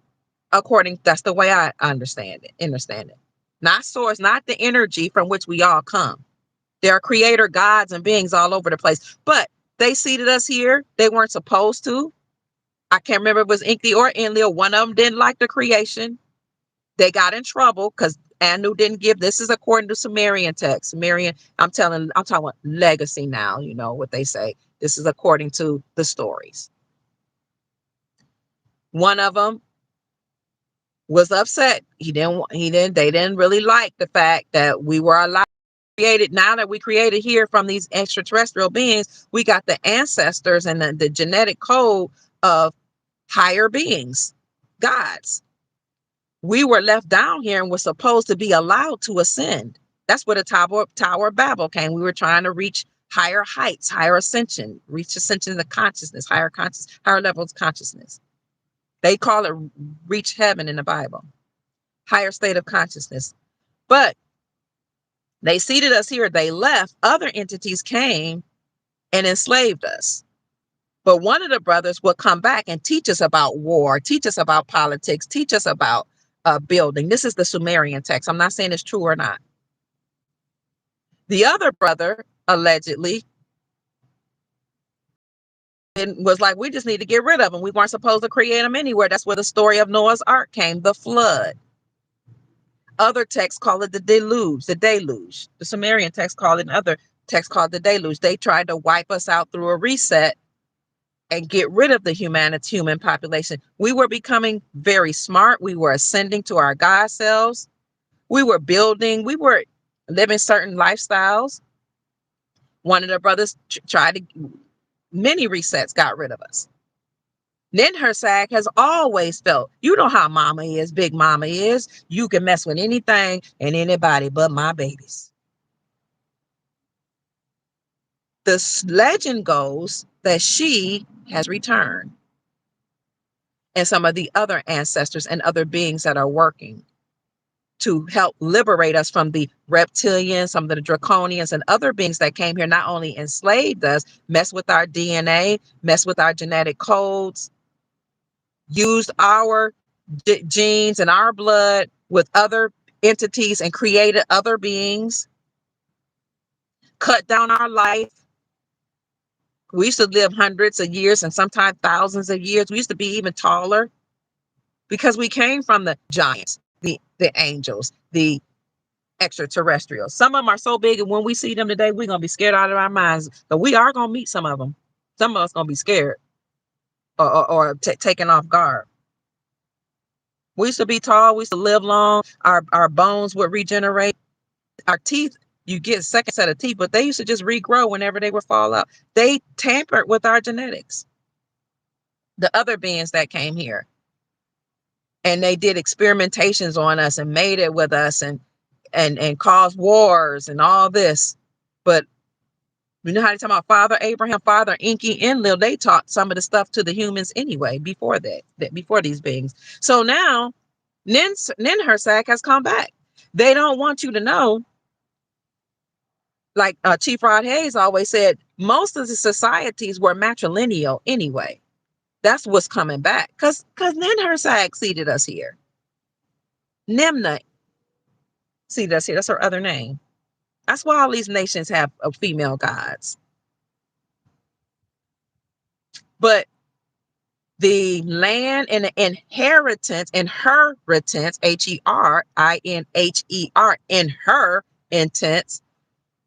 was passed down through the woman. Because no matter who her children are, mama wants to make sure all of her children are taken care of. Well, when these men or these beings, I don't even think they were real humans, these Aryans came out of the mountains and out of the caves, out of the Caucasus Mountains. They enslaved a lot of the women. They killed a lot of women. They had sex with a lot of the women. And there were remnants of them that they put on Lesbos Island. That's where the name lesbian came from, themselves, and they end up making love and, supporting each other. They decimated the female gods. They took away the land. They took away the inheritance. They changed the system from matrilineal to patriarchal. Because we, the women, I'm just saying I probably was a man at some point, some life, another lifetime, but the women were more egalitarian. I've studied this. I studied anthropology. They were egalitarian. They treated men and women alike. They were more loving, compassionate. I mean, that's just the nature of a woman. She's concerned about the children. And as Chief Rod Hayes would say, nature. Men are concerned about war. They were created for war. They were here to protect us against, we made them to protect us against some of these. When I say me, we produce men to protect us against these other entities and aliens and extraterrestrials that were here taking advantage of Big Mama. That's why they say men were created for war. They were, literally. But they started off in the womb as a woman. Thank you, Sister Cleo. You get into the core of this mess. We love it. Thank you so much, Sister Cleo. I love you. God bless you, sister. So the Aryans came out of the cave, enslaved the women, had sex with the women, made babies with them so that they can, because now the child is going to do what the father says.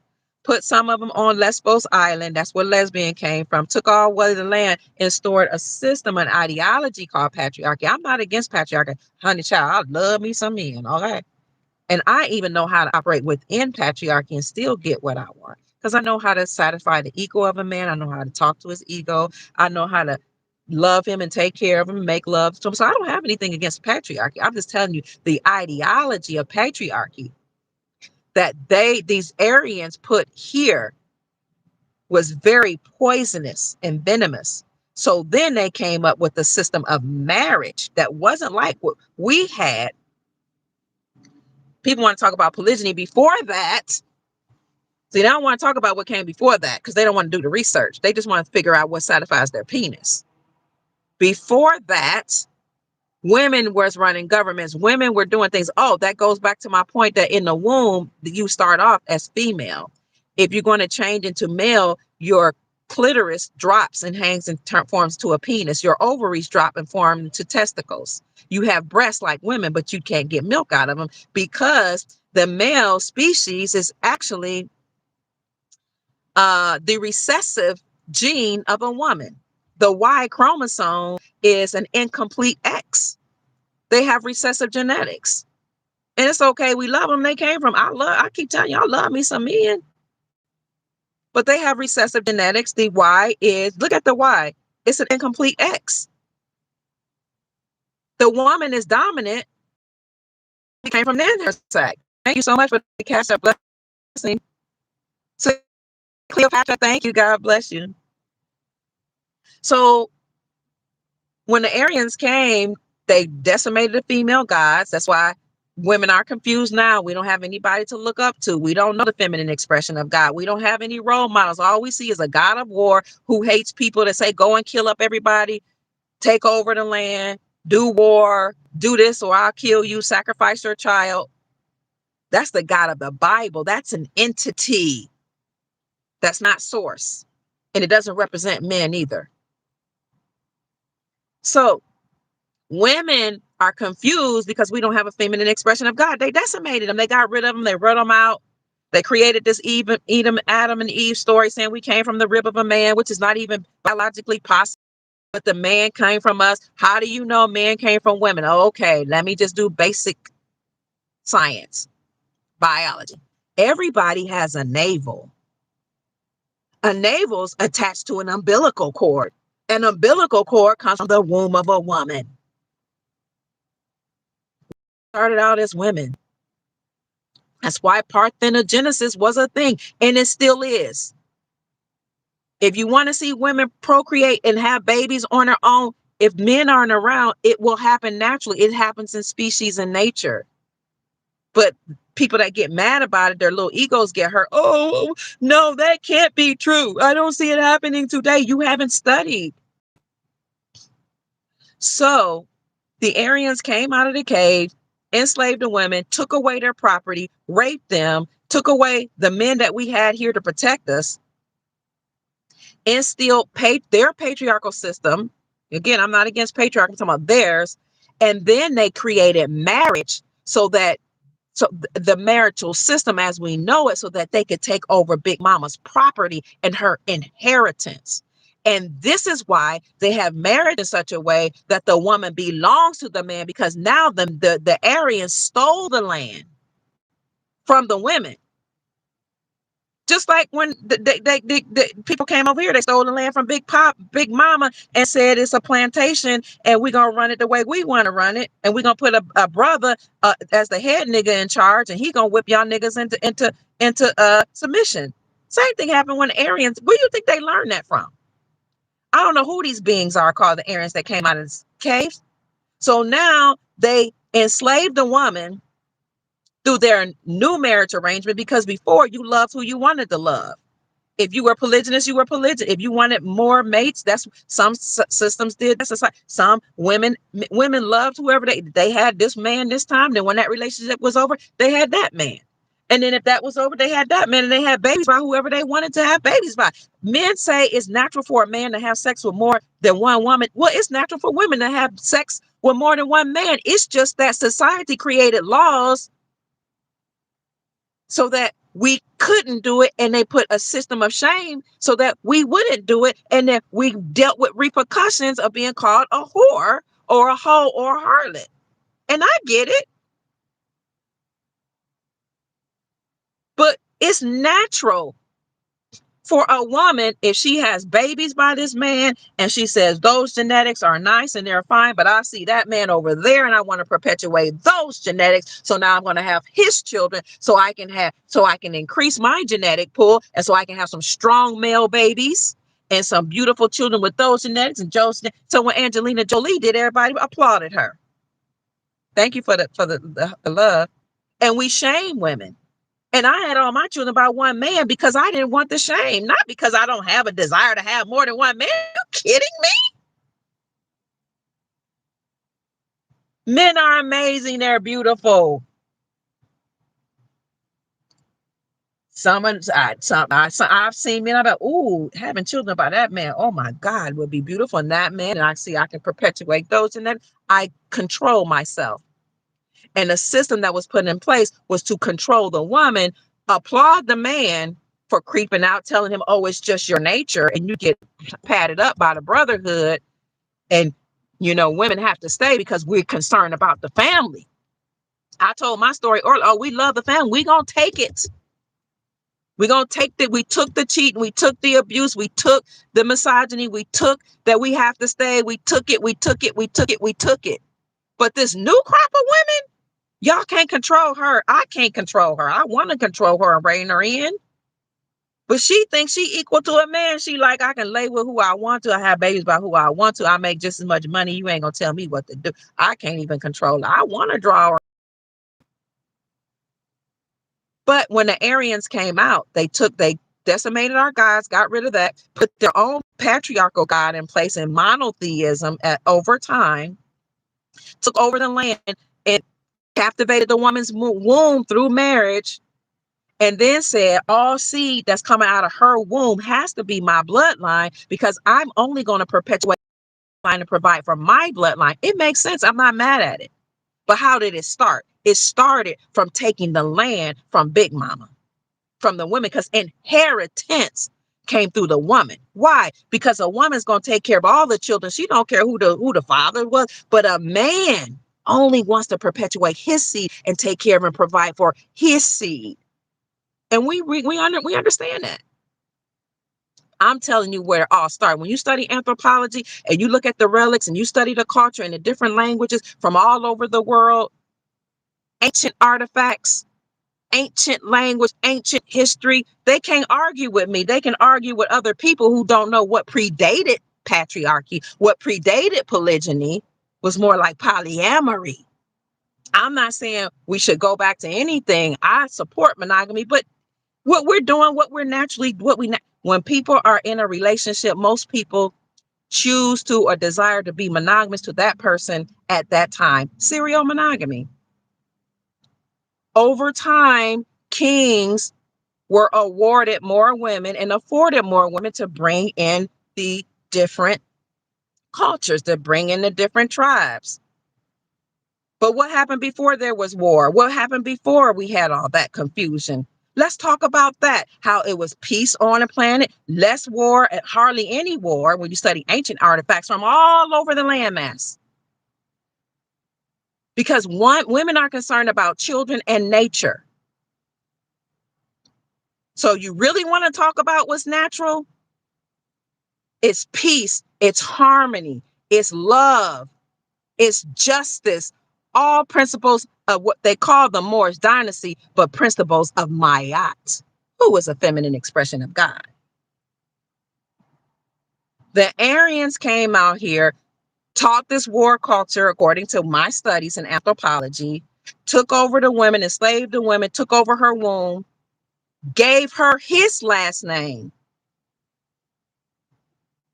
And all the children that came out of her womb, his last name was really her last name that these Aryans stole. Don't argue with an anthropologist. They don't want to talk to anthropologists because many of us, not most of us, are women. And the men that study anthropology are quiet because they don't want the backlash from the people that have perpetuated the system of oppression that we've lived for many generations.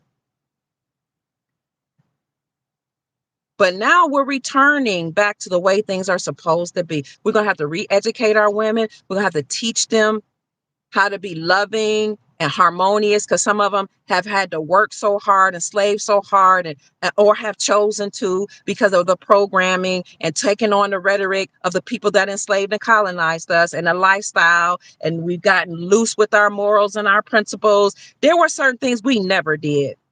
We as a culture of people, the races, enjoy oral sex. But did you know in the Black community, we weren't allowed to do that?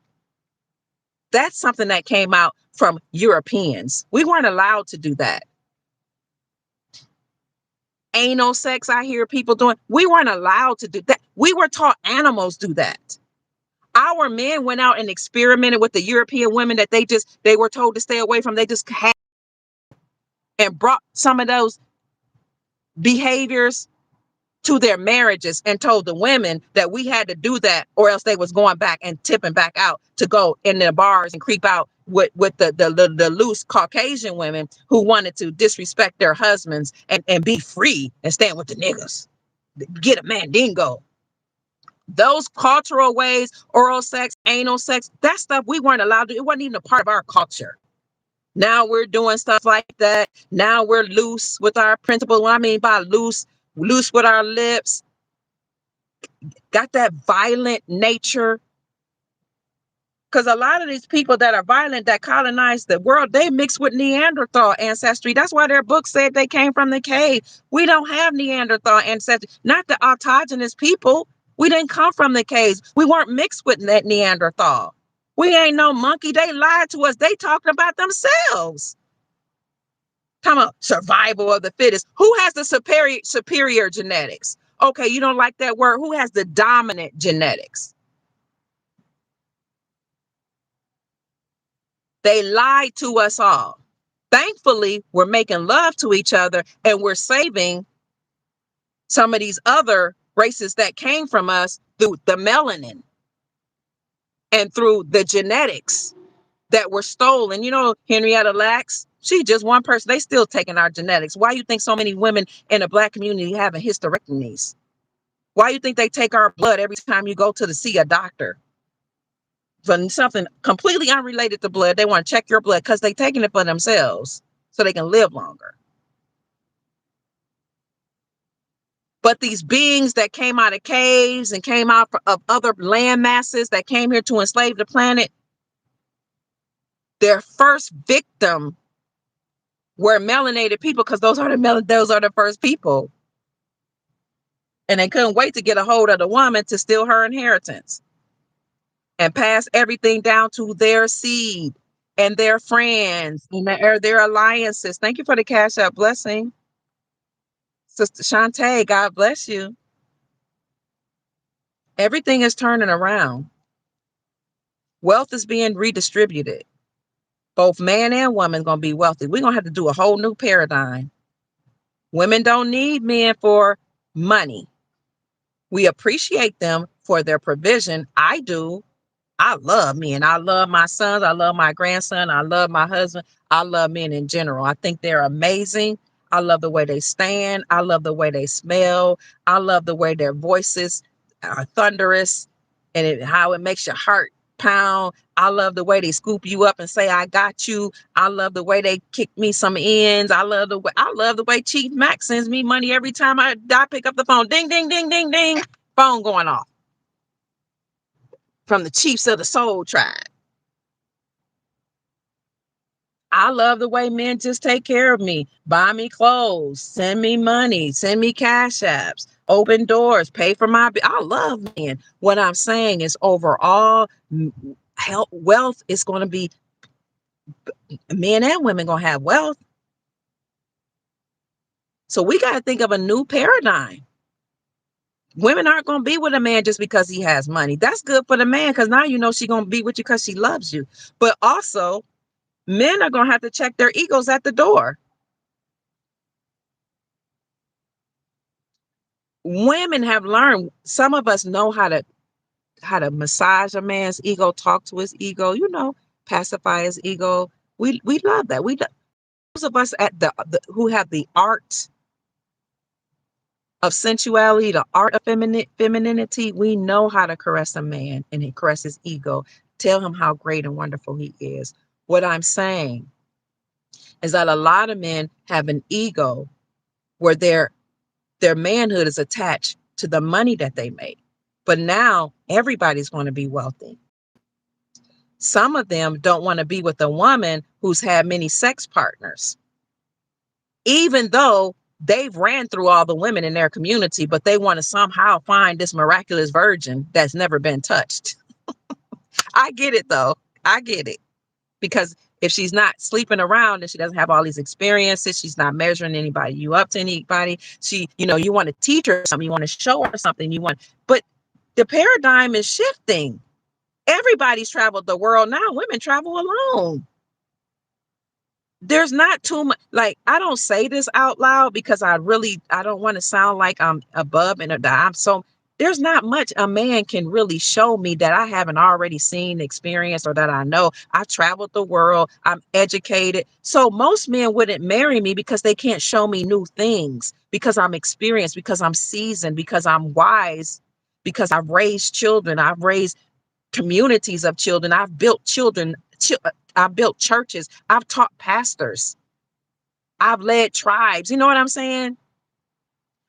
The man wants somebody, he use some men that they can teach, they can show new things to, they can, really impress. There's not many people that can impress me. I'm not even trying to be disrespectful. I'm saying our paradigm's going to have to shift because a lot of us are experienced. A lot of us are going to have wealth. A lot of us are reaching our Godship.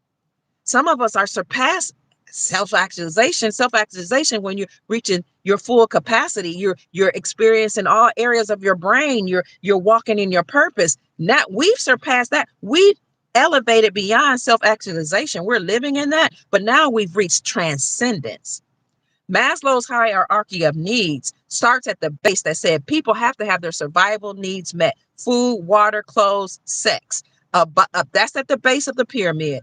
Once they acquire that, then they can have safety and security. Then they feel safe and whole within themselves. Then beyond that, then self-esteem. They can't meet self-esteem needs until they've achieved safety and until their basic needs are met. Basic needs: water, food, water, clothes, sex.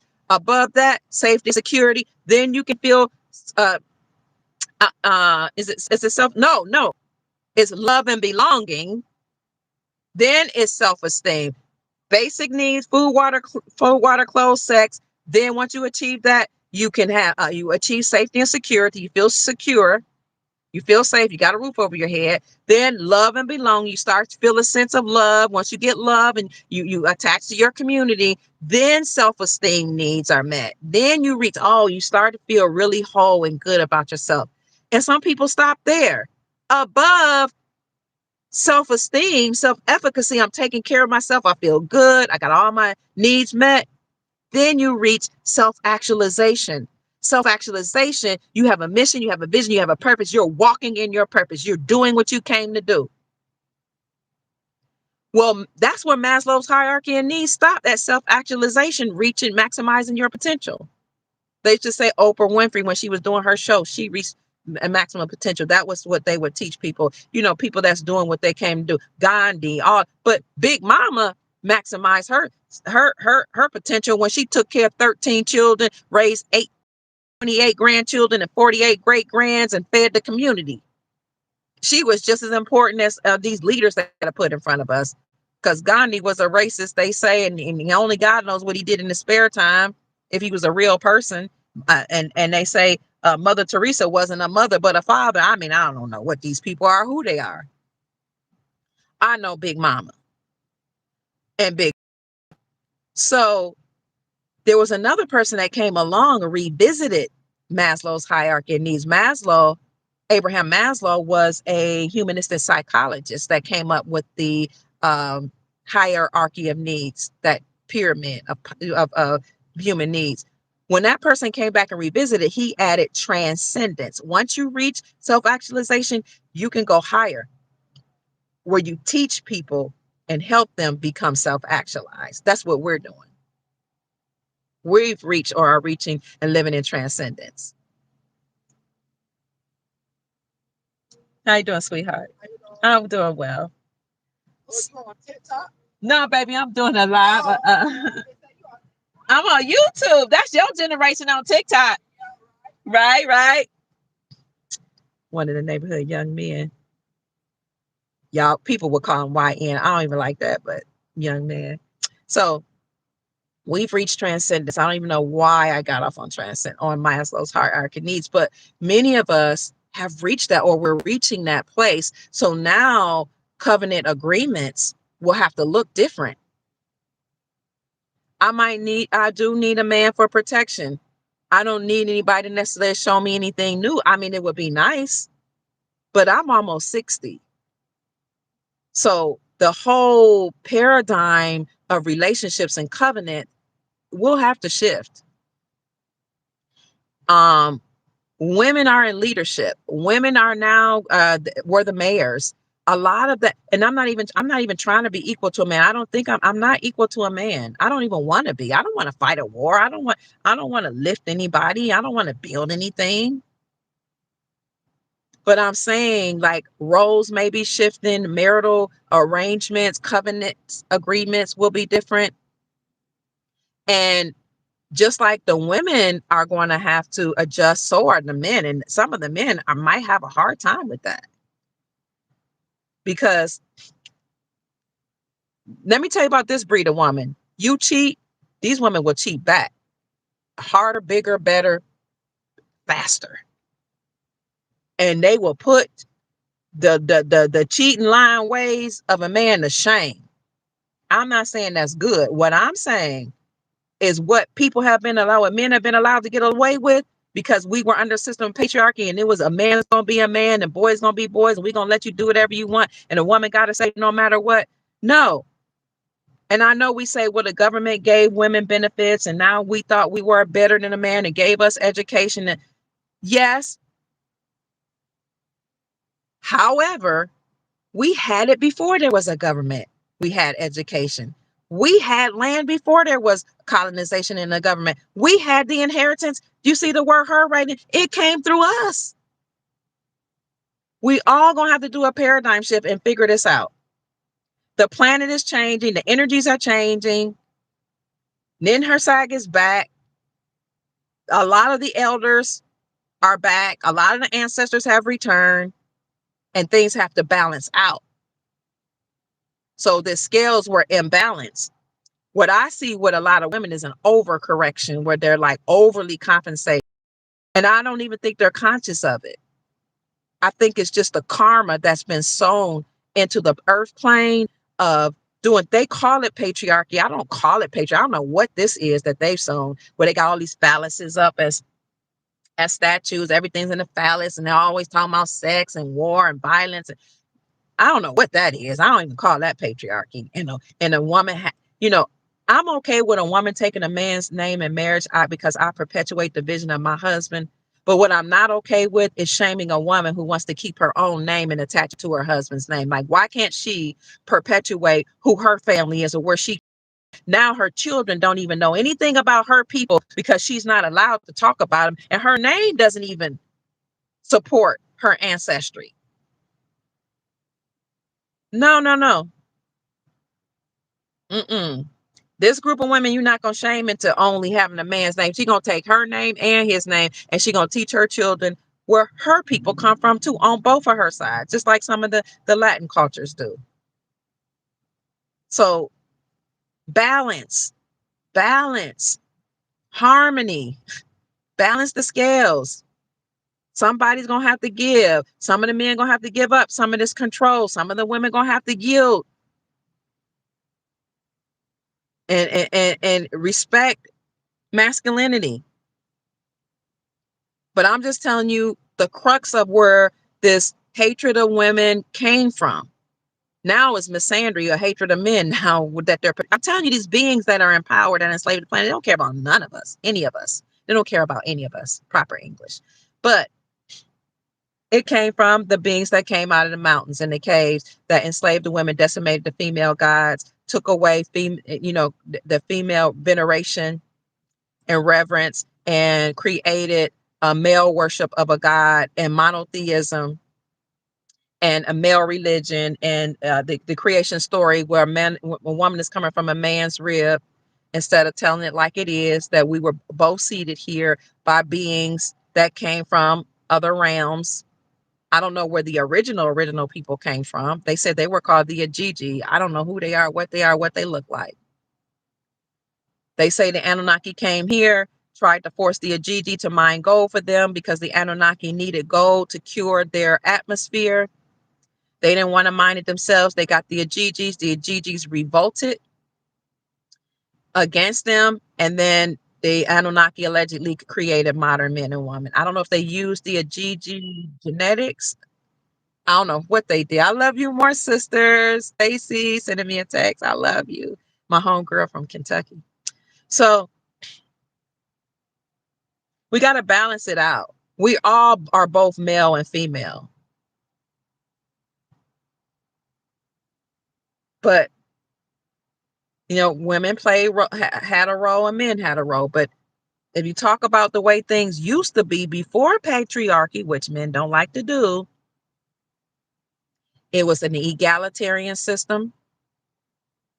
There was harmony, hardly no war, if any, before these beings came from different places, out of the mountains and from up beyond the ice walls.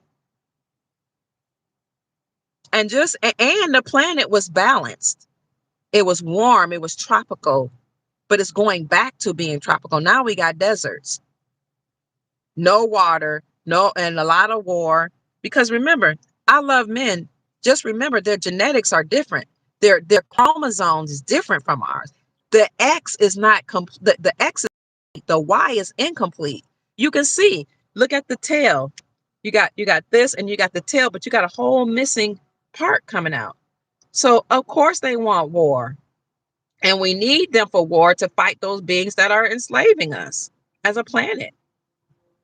So a lot of things they're doing, and they're saying it's our nature and it's our ego, and it really is their ego, but the ego is not something to brag about. It's just something that we appreciate, understand, and respect.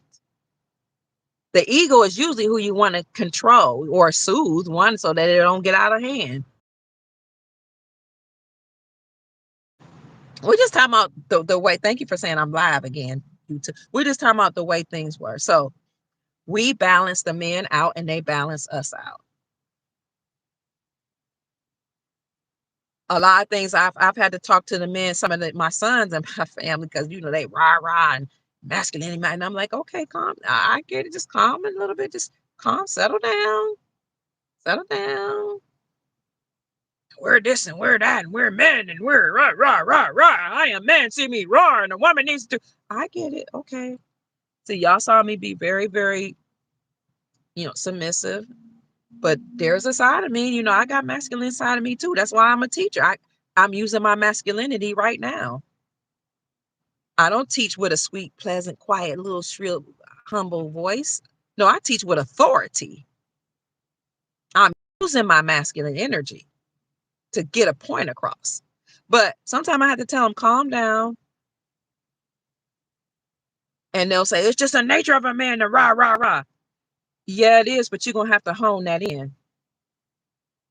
Okay, because just because it's your nature don't mean it's what's best for every situation. And it doesn't mean that all the women is just going to bow down to you. Because women are saying, I'm not putting up with this or that. Now, if people are saying we're going to have to go back to polygyny, I think that's great if we do, for those that want to participate. You can't force all the women to do that. We can't. I can't. And they say there are more women than men, which makes sense because we were seated here by Ninhursag. But nowadays, just as many men are being born as women. But what happened is the powers that be enslaved the men, turn men into homosexuals, get them involved in wars and all this stuff, so that the marriageable men that are available, the population of them could be, or is probably less than the marriageable women. So in some communities, there will be polygyny where a man will take on more than one wife. But trying to force people into that lifestyle and say that's our way and that's our natural way is not fair. And it's disingenuous because you're only talking about a certain period in nature. Study anthropology. ancient dynasties that predate the text that people are reading today. It was more egalitarian. I'm not saying that we didn't have polygyny. We did. We had polygyny, we had polyandry, because what societies decide to do is what's sustainable. Just like there are literally a few societies where polyandry is prevalent because families only have a small amount of land. And if each man got a wife, the land that was uh, passed down to them could not sustain all of the wives and the children. So the men share a wife and they all have babies by that wife. They don't look at it as nasty. It's their culture. They don't know anything different until other people come in and tell them they're wrong. How are you going to tell somebody that they're wrong when they only have a certain amount of land? They take their turns, they mate with her, and the children belong to both the man and the woman. Nowadays, men would say, "Oh, that's nasty. I can't do that. Oh, that's gross. Oh, that's horrible." That's not natural. Well, it's not natural for you because you didn't come from that culture and you don't have environmental constraints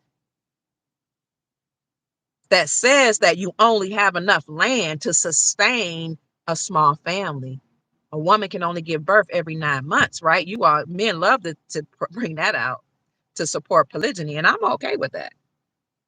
But where they have a small amount of land, the brothers share a wife.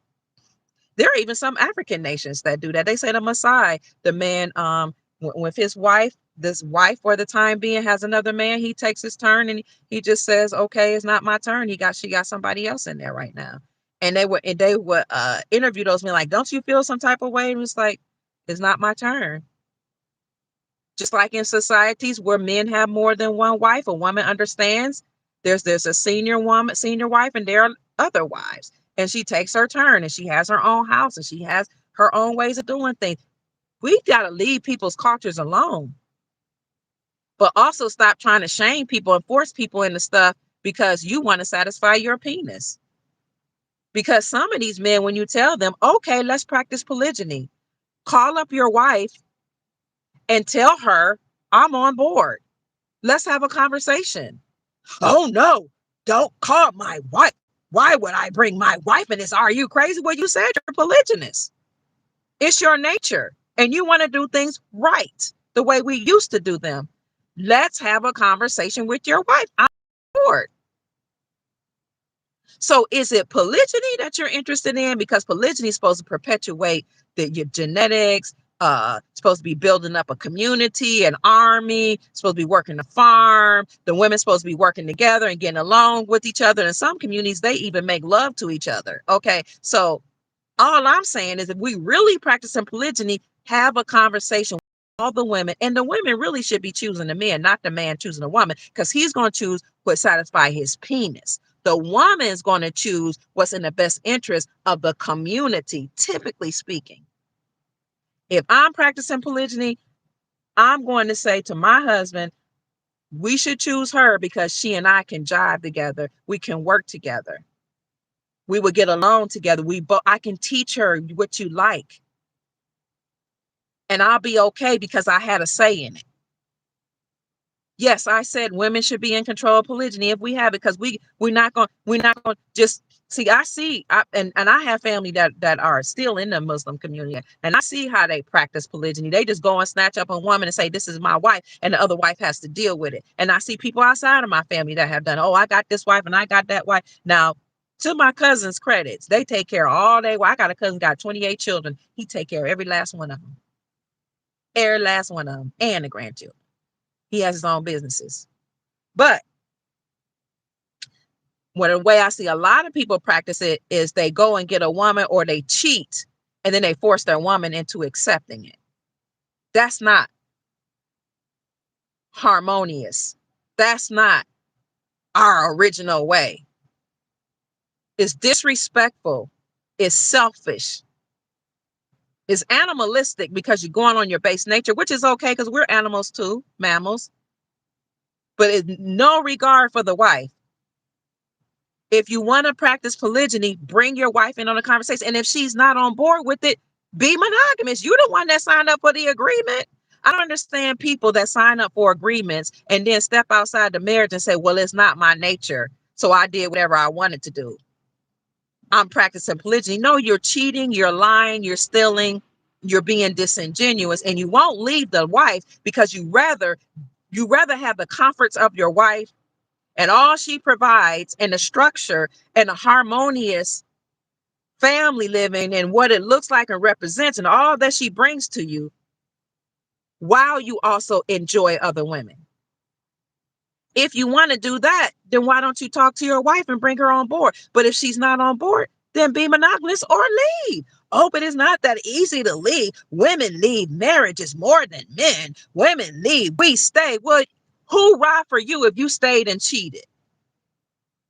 Women don't like that, just like men don't. It's just that women stayed for the sake of the children. Kudos to women. But to give yourself a Purple Heart and a pat on the back because you stayed while you had Sally and Lisa and Mai Ling and all these other women, and it's not fair. And if it's in your nature, cool. Then in the marital bound or have a conversation with the wife. I mean, have some respect, integrity, baby. This is in my nature. I've changed.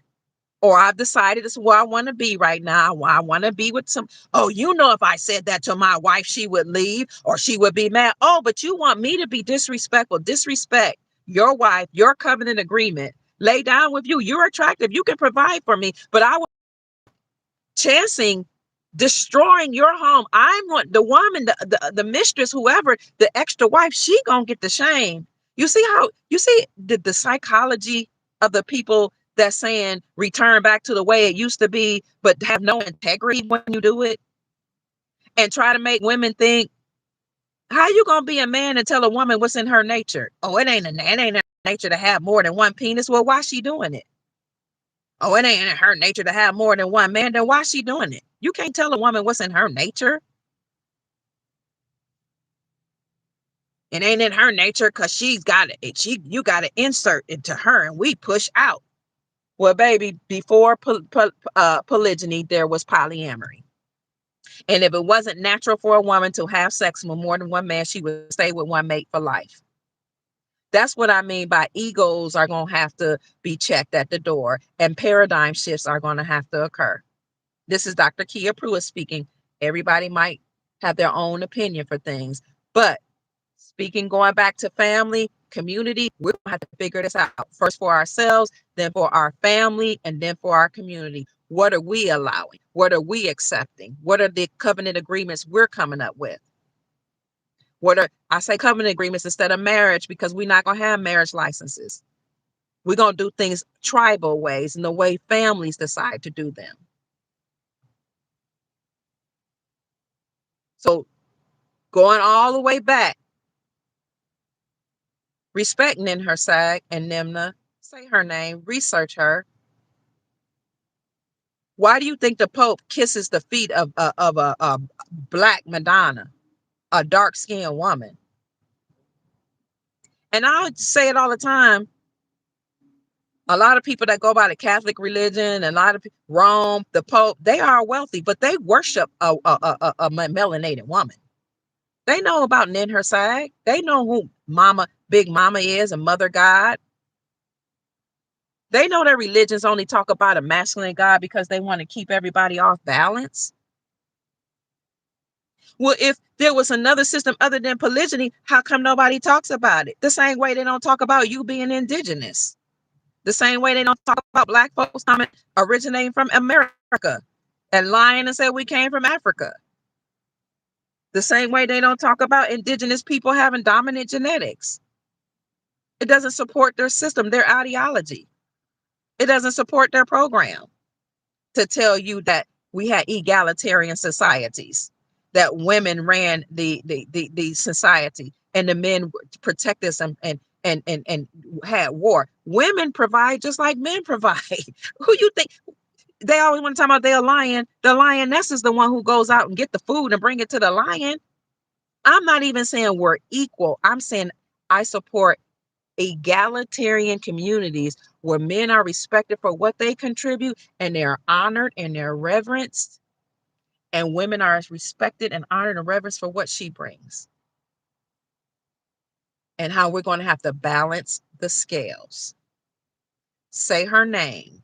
If you don't want to say her name because people just so against female gods and female veneration, I'll say it for you. Ninhursag, Nimna, seeded humanity on the planet with Inky and Enlil, mostly Inky, her husband brother.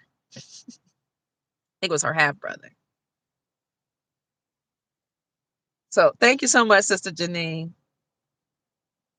Right, the exchange is never robbery. Say her name, say her name. Yep, paradigms are going to have to shift. I agree. I love y'all. I know it's a complicated topic. The exchange is never, I love that. Who said that? Jasher. So that's it, family. I've been on here a long time. I'm just talking. My grandchildren, I don't have them tonight. My daughter has them. But you know what? I haven't eaten today. I just thought about that. So I'm going to get off here. Thank you for listening to me just ramble on and on and on. I appreciate you, soul family. I love you so much. Somebody asked me the other day, if you get married again, are you willing to step away from social media? I said, willing. I look forward to it. I wouldn't expect my husband to want me to be out in the public, as often as I am. And, you know, I wouldn't expect that. And I actually look forward to it, retiring. But for now, you know, I'm not married. So I'm here. I thank you all for listening to me. I thank you for supporting the channel and the Soul Tribe.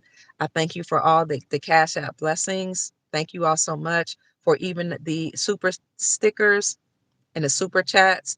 Thank you for the PayPal blessings. Those somebody had asked about PayPal. You just look up Dr. Kia Pruitt. I believe it's just DrKiaPruitt. I don't know if it's one or it's two. I think it's Dr. Kia then Pruitt on PayPal. On Cash App is $ Mama Kia 13, MAMAKIA 13. But the best currency is you. The best currency is the energy that emanates from your being and the love that comes from your soul. That's what I'm connecting with, and that's what I appreciate. I would love for you all to look at the videos I did on how to survive this harsh economy. And then part 2, I think, might be how you survive this peculiar economy. But I did 2 parts the other night. I didn't get a lot of views. I was on late at night, but I talk about how while you're waiting for the wealth transfer, how you can survive. Like I said, some people need to enter covenant agreements, get married so that you can be under one roof and you can pull your resources together. Why be alone struggling if you are already, if that's your value to be in a covenant relationship or to be married? Do it. What's holding you back? And then you can help each other and build together. Enter a covenant relationship. I said families can move in together. Everybody doesn't want to, everybody doesn't have to, but let's say you get along, or at least you know how to instruct your family or to help them get along and have family meetings or work with each other. If it takes $5,000 for you to run your household, and let's say it's a mom and a dad, y'all might be together or separated. Let's say it's a unit, maybe a single parent or a together family. You're paying $5,000 to run your household and you have 4 children. That's $25,000 per month. Anybody that makes $25,000 per month is considered rich. If you do what we talked about earlier, you bring your family together, you have a family governance meeting, and you write down your mission statement for your family and discuss the values and come up with a constitution or a charter or rules that govern your family. When you have that discussion, you talk about the values around money and wealth. You may very well discover that you're spending out $25,000 per month as a family. Please watch my 2 videos on how to survive this precarious or harsh economy. $25,000. If you put that in one household, you can have a nice house, you have lots of food, your cars will be okay. You can pay the utilities in that one house. Maybe it's not one, maybe it's 2. For the sake of argument, say one house bringing in $25,000.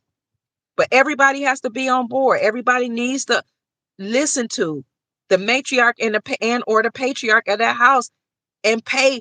Don't just get in the house together and then just get comfortable and reserve your energy and not pay bills and think mama or daddy got it, or my big sister, big brother got it. But $25,000 is leaving one family unit. That's just the parents and the 4 children. Imagine if you have more.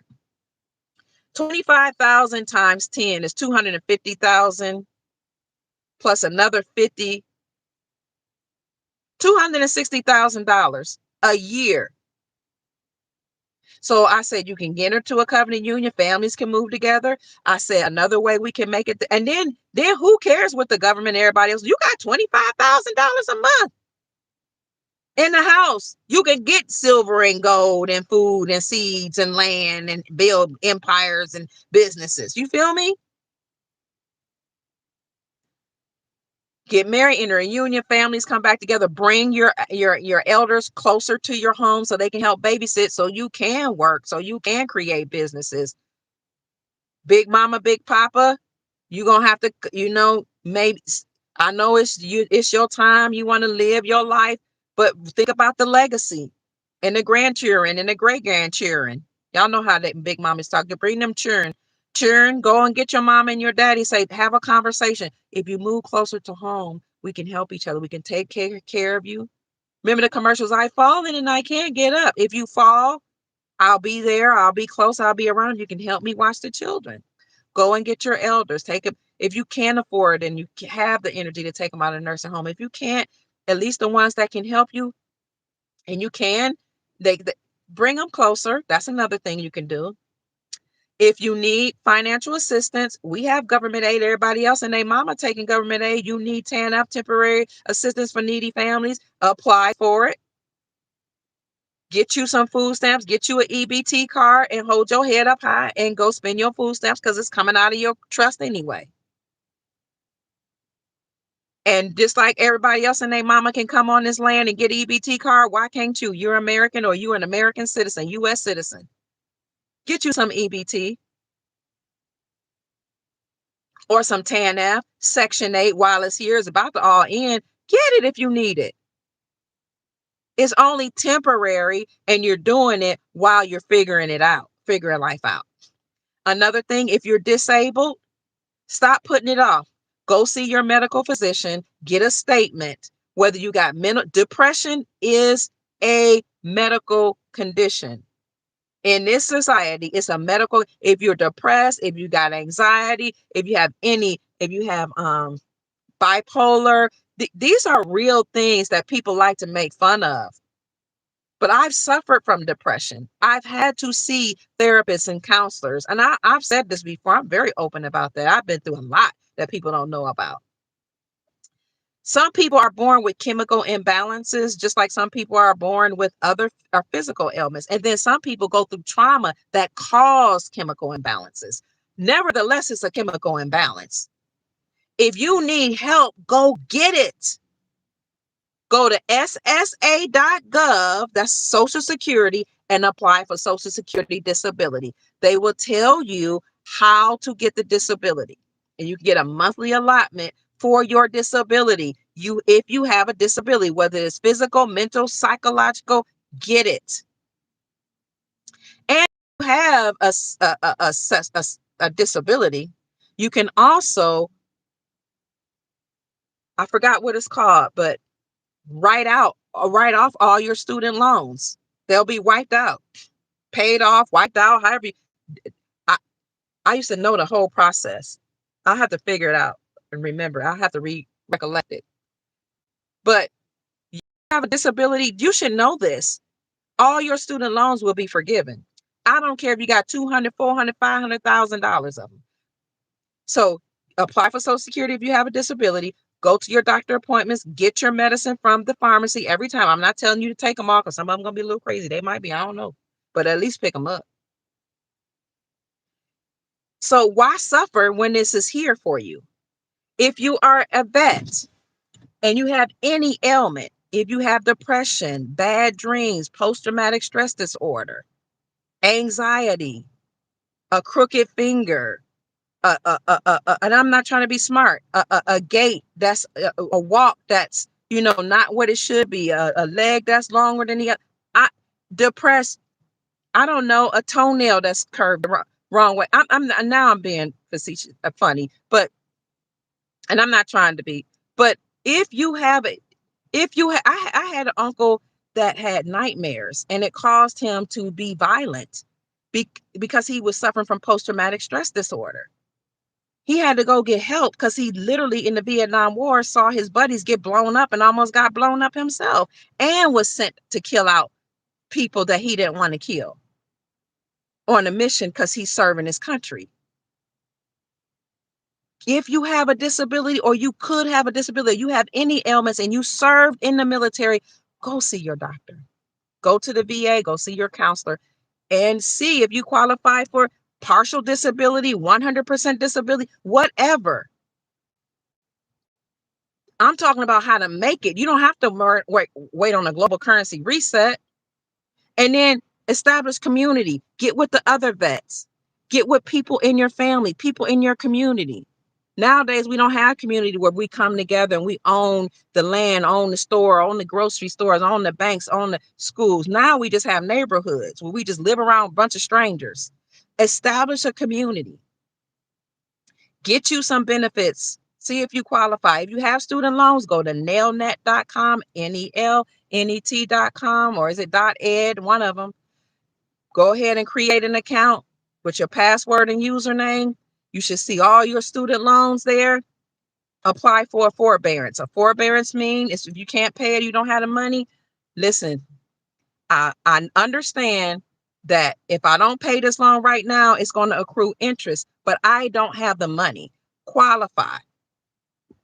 Apply for a forbearance, meaning you're putting off the payments. It will accrue interest on the back end, but what's happening right now is that these student loan companies are held up in litigation because they've been taken to court by students and others.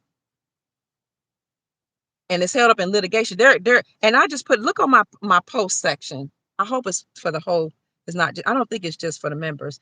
You'll see where they're talking about student loans are going to be forgiven and how there's litigation happening right now. But apply for forbearance. That means you put it off for about 12 months, 6 to 12 months. You'll pay it later. They'll ask you why or whatever. You can upload your Social Security or your disability or your income tax statement that shows you don't make a lot of money. You don't make enough. Or you can apply for income-driven payment program where you only pay based on your income. Don't just let loans go into default. That'll mess up your credit. Right now, we're in a credit system. It's going to be done away with, but you might need to qualify for an apartment right now, or a house, or a mortgage. So get them loans. This is the way you can get loans out of whatever I just called it, default. You call the loan companies that own your loans. Go to nelnet.com. It probably will tell you or find out who owns your loans. Call them up. Make a payment arrangement. Say, I want to get these loans out of default. This is the way they used to do it. I hope they still do it. Usually out of default, you only have to make 3 to 6 months payments once you sign an agreement, and then they'll take it out of default status. And then it will stop affecting your credit report. Okay. I was a credit repair specialist. I owned a company called Blue Crown Credit. So again, if you have a disability, you can get your student loans wiped away. That's if you have complete disability. You can't work though while you're claiming that disability. Sis, go eat, recharge. Thank you, sister. My student loans are gone. Hit me up. Yay! Give me 5 more minutes, sis. Thank you for looking after me, sis. That's my big sis. I gotta listen. She my homegirl from Kentucky, and a nurse, so she know I need to rest and eat. Get your disability, get your Social Security. If you have credit problems, we talked about student loans, forbearance, or go back to school. Go back to school, get your loan. If you go back to school, then you put your loans in deferment status. They'll be put off until you get out of school. So some of you don't know what to do. You unemployment or unemployed, don't have a job. Go back to school. There are loans and scholarships available. Go back to school. Fill out a FAFSA, FAFSA.edu. Fill out that FAFSA online, or they don't do paper version anymore. Apply for a school. get a degree or a complementary degree, you'll be buying yourself some time and learning something. Go back to school, go to vocational school, pick up a trade, go to Lowe's. Lowe's have programs that are training people right now. In Jacksonville, we have a welding program that's only about 10 months. Get a welding certificate or a plumbing certificate or the HVAC. There are programs out there. There are free schools online. Their scholarships, their fellowships. If you want to be a college professor, go to a school in the southern region of America and apply for the SREB, Southern Regional Educational Board Fellowship. SREB.org, I think it is, or it's sreb.edu. I got that fellowship, a scholarship. They will pay for your PhD and your dissertation. They'll pay for the program, but you got to go in the southern region of the America. They'll pay for your program and give you a stipend to live on each month. It won't be a whole lot, but it'll be a little. I'm giving you ways to make it during this precarious situation. And if you want a medical degree, but you can't afford medical school, look for programs where you can. When my son, they tried to fact check my son when he said, go and study abroad. Well, you can't study abroad and get a degree abroad and work in America. Talk about what you know. Okay. We know what we're talking about. You can right now. My daughter was interested in those programs. She actually applied and was accepted and decided not to go forward. You can go to medical schools in the Caribbean. During the pandemic, you can go online. You can go there, get a medical degree, and come here and practice. Look up the programs. They're less strenuous. That it's easier to get into. So I'm just talking about options, ways you can make it. If you got bad credit, or I don't want to say bad credit, negative things on your report, got things in collections, go to my community section on my YouTube channel. I talk to you about the Federal Credit Reporting Act, Section 609. I show you the letter, a dispute letter to dispute those items, those things in collections and judgments and inquiries. You let them know that these are unverifiable things on your credit report. And I give you all the addresses to TransUnion, Experience, and Equifax, and I tell you how to do it. Wipe it all out. You write a letter. It's their laws. Look up Federal Credit Reporting Act, Section 609. Some internet information, they'll try to steer you away from it. You write a letter. I've looked over my credit report. Dear credit reporting agency representative, I looked over my credit report and I've discovered unverifiable items on my credit report, and these are my credit report. According to the Federal Credit Reporting Act, Section 609, if you cannot provide me verifiable proof that this belongs to me by providing me with the original contract and my wet ink signature, you must remove these items from my report within 30 days. And since they are unverifiable, I am directing you to remove these accounts from my credit report. Then you list those accounts, because collection agencies don't sell contracts with your original wet ink signature. They only sell your information, which is unlawful. Then you sign it, or if you want to go a step before sign it, you get it notarized and go to your bank, because banks do notary for free. If you bank with them, get it notarized and then you sign it. Then you go to your post office and you say, I want to send this, return receipt requested. That means the agent has to sign off on it saying that they received it, and you'll get a receipt. How to make it in this system while you're waiting. Okay? You'll get a receipt. Wait 30 days. Usually they'll take it off your credit report and your score will go up. Send it to Equifax, Experian, and TransUnion. I give you the address. Go to my community section or the post section. I even give you the letter. Write it in your own words so it won't sound like something Dr. Kia Prue said, but write it, or you can use the same template. If they send you another letter and say it's being verified, but they didn't send you the original contract with the wet ink signature, you send a second round letter saying the same thing. You might add a little bit to it. Say, I understand you said this was verified. Prove it. Since you cannot prove it, because they sell it many times, remove this from my credit report. If they send it to you a third time saying it's verifiable, which they usually will not, tell them you will take them to small claims court. That's where it will stop. They're not about to waste money going to court. I have colleagues that are credit repair specialists. They rarely have to go through that step. Get it disputed. Take it off your credit report. Your score will go up. Then learn how to budget. Learn how to manage your money so you won't get back in that predicament. I know people lose jobs. Life happens. Budget. Do an envelope system.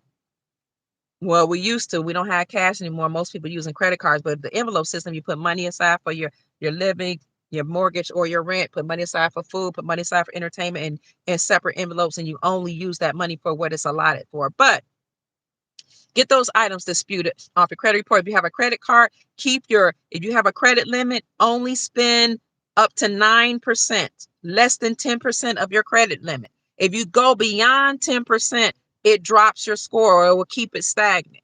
If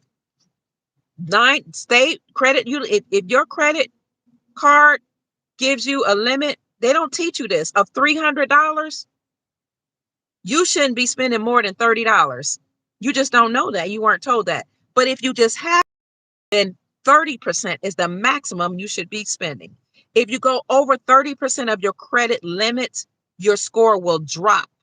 The way to get your credit score up is to get your credit limit across all your credit cards down to less than 10%. And pay it on time. That's what's going to boost your credit score up. Okay. And if you pay your credit card down, if you can, below 30%, if you can. And if you want to do one better, below 10% credit card utilization, that will boost your score. Get those negative items and collections and judgments off by your writing that letter, and inquiries, because you don't want to have too many inquiries. That means that it shows how many times you've applied for credit. That way you'll qualify for an apartment. Because if you're wondering why you're not qualifying for an apartment, you got good money or you got a consistent job, it's because a lot of these apartments and houses were bought up by big corporations. By the way, President Trump just signed an executive order that says corporations cannot buy up single family homes, but they did anyway before this executive order. Then they raised the rent, and then they all go through one third party person that's looking over all your credit. So if you defaulted on anything, maybe you didn't pay rent sometime, or you were late on rent, you might have even settled that with that person, but it's still recorded with that one company. They're all using the same company. Two companies they're all using. So you could have one strike against you. It would keep you from getting an apartment or a house, even if you settled that. Hopefully, if you settled it, somebody will have mercy on you. But if you haven't settled it, like you lost a job, they will hold it against you. And they know about it because they're all using the same verification system. Just so you know. So I'm about to get off of here, family. There are ways we can survive. We just have to use our information that's given to us and our knowledge and each other. Establish a community. Get your credit clean if it's holding you back. You want to get silver and gold, get little by little by little. Get gold RM notes, or I'm hearing you, Sister Stacy. I gotta obey my big sister. Get gold RM notes, also known as gold backs. Go to any online gold or silver company, AppMex, Great American Coin Company, SD Bullion, JM Bullion, goldback.com. Get you some gold backs. It's 24 karat gold on a note for $10. What are we doing? If you pulled your resource together as a family and you getting $25,000 in that one house, you can afford gold backs. You see what I'm saying? See why they got the families all discombobulated and sending the kids to college away, telling them you grown at 18, you can do whatever you want to do, and putting all this lasciviousness, free sex in our consciousness, and porn to get the families divided, and causing confusion, and men and women fighting against each other, so we can't come together and form a union and take care of each other. So clean up your credit if that's a value. Keep your credit card utilization below 30%. What's optimal is below 10%. Pay it on time. Paying off every month is not what's going to raise your score. Sometimes they want to see that you have it on a credit report. Call the credit card and ask, when do they report to the credit union? Then pay it down or off before then, whatever your value is. So these are some of the things I discuss in my videos on how to make it in this precarious economy. There are ways. There are ways. Learn to barter, establish community and relationships. Oh, she said, get your ass in the house. You're behind in the house. Yes, Sister Stacy. All right. I don't even she didn't chastise me so well. I gotta go, y'all. I love y'all. I appreciate y'all. I gotta go. My sister done chastised me 3 times. I love community. Thank you, sister. Um, I forgot what I was saying. Go get those videos and support each other, love each other. We're gonna make it, family. Take care. Have a good night. Rest well. She right. I better get my tail in the house. It's late. I'm surprised my sons aren't blowing my phone up. All right, family. Good night. I love you. My name is Dr. Kia Pruitt, and I trust I've said something, anything to raise your vibrations and inspire you to create the most amazing, magnificent life that you desire and deserve. Go out and make this a great night. Wake up in the morning. Go build community with somebody. Go teach somebody to barter. Go establish relationship with your local merchants, because sometimes they give you deals and bargains, and sometimes they let you get things on credit. So that's it, family. I love you. Peace. I love you, inner world. I love you, Sister Stacy. I love you, Janine. I love you, Nanny. I love you, Jesher. I love you all, family. Good night. Peace.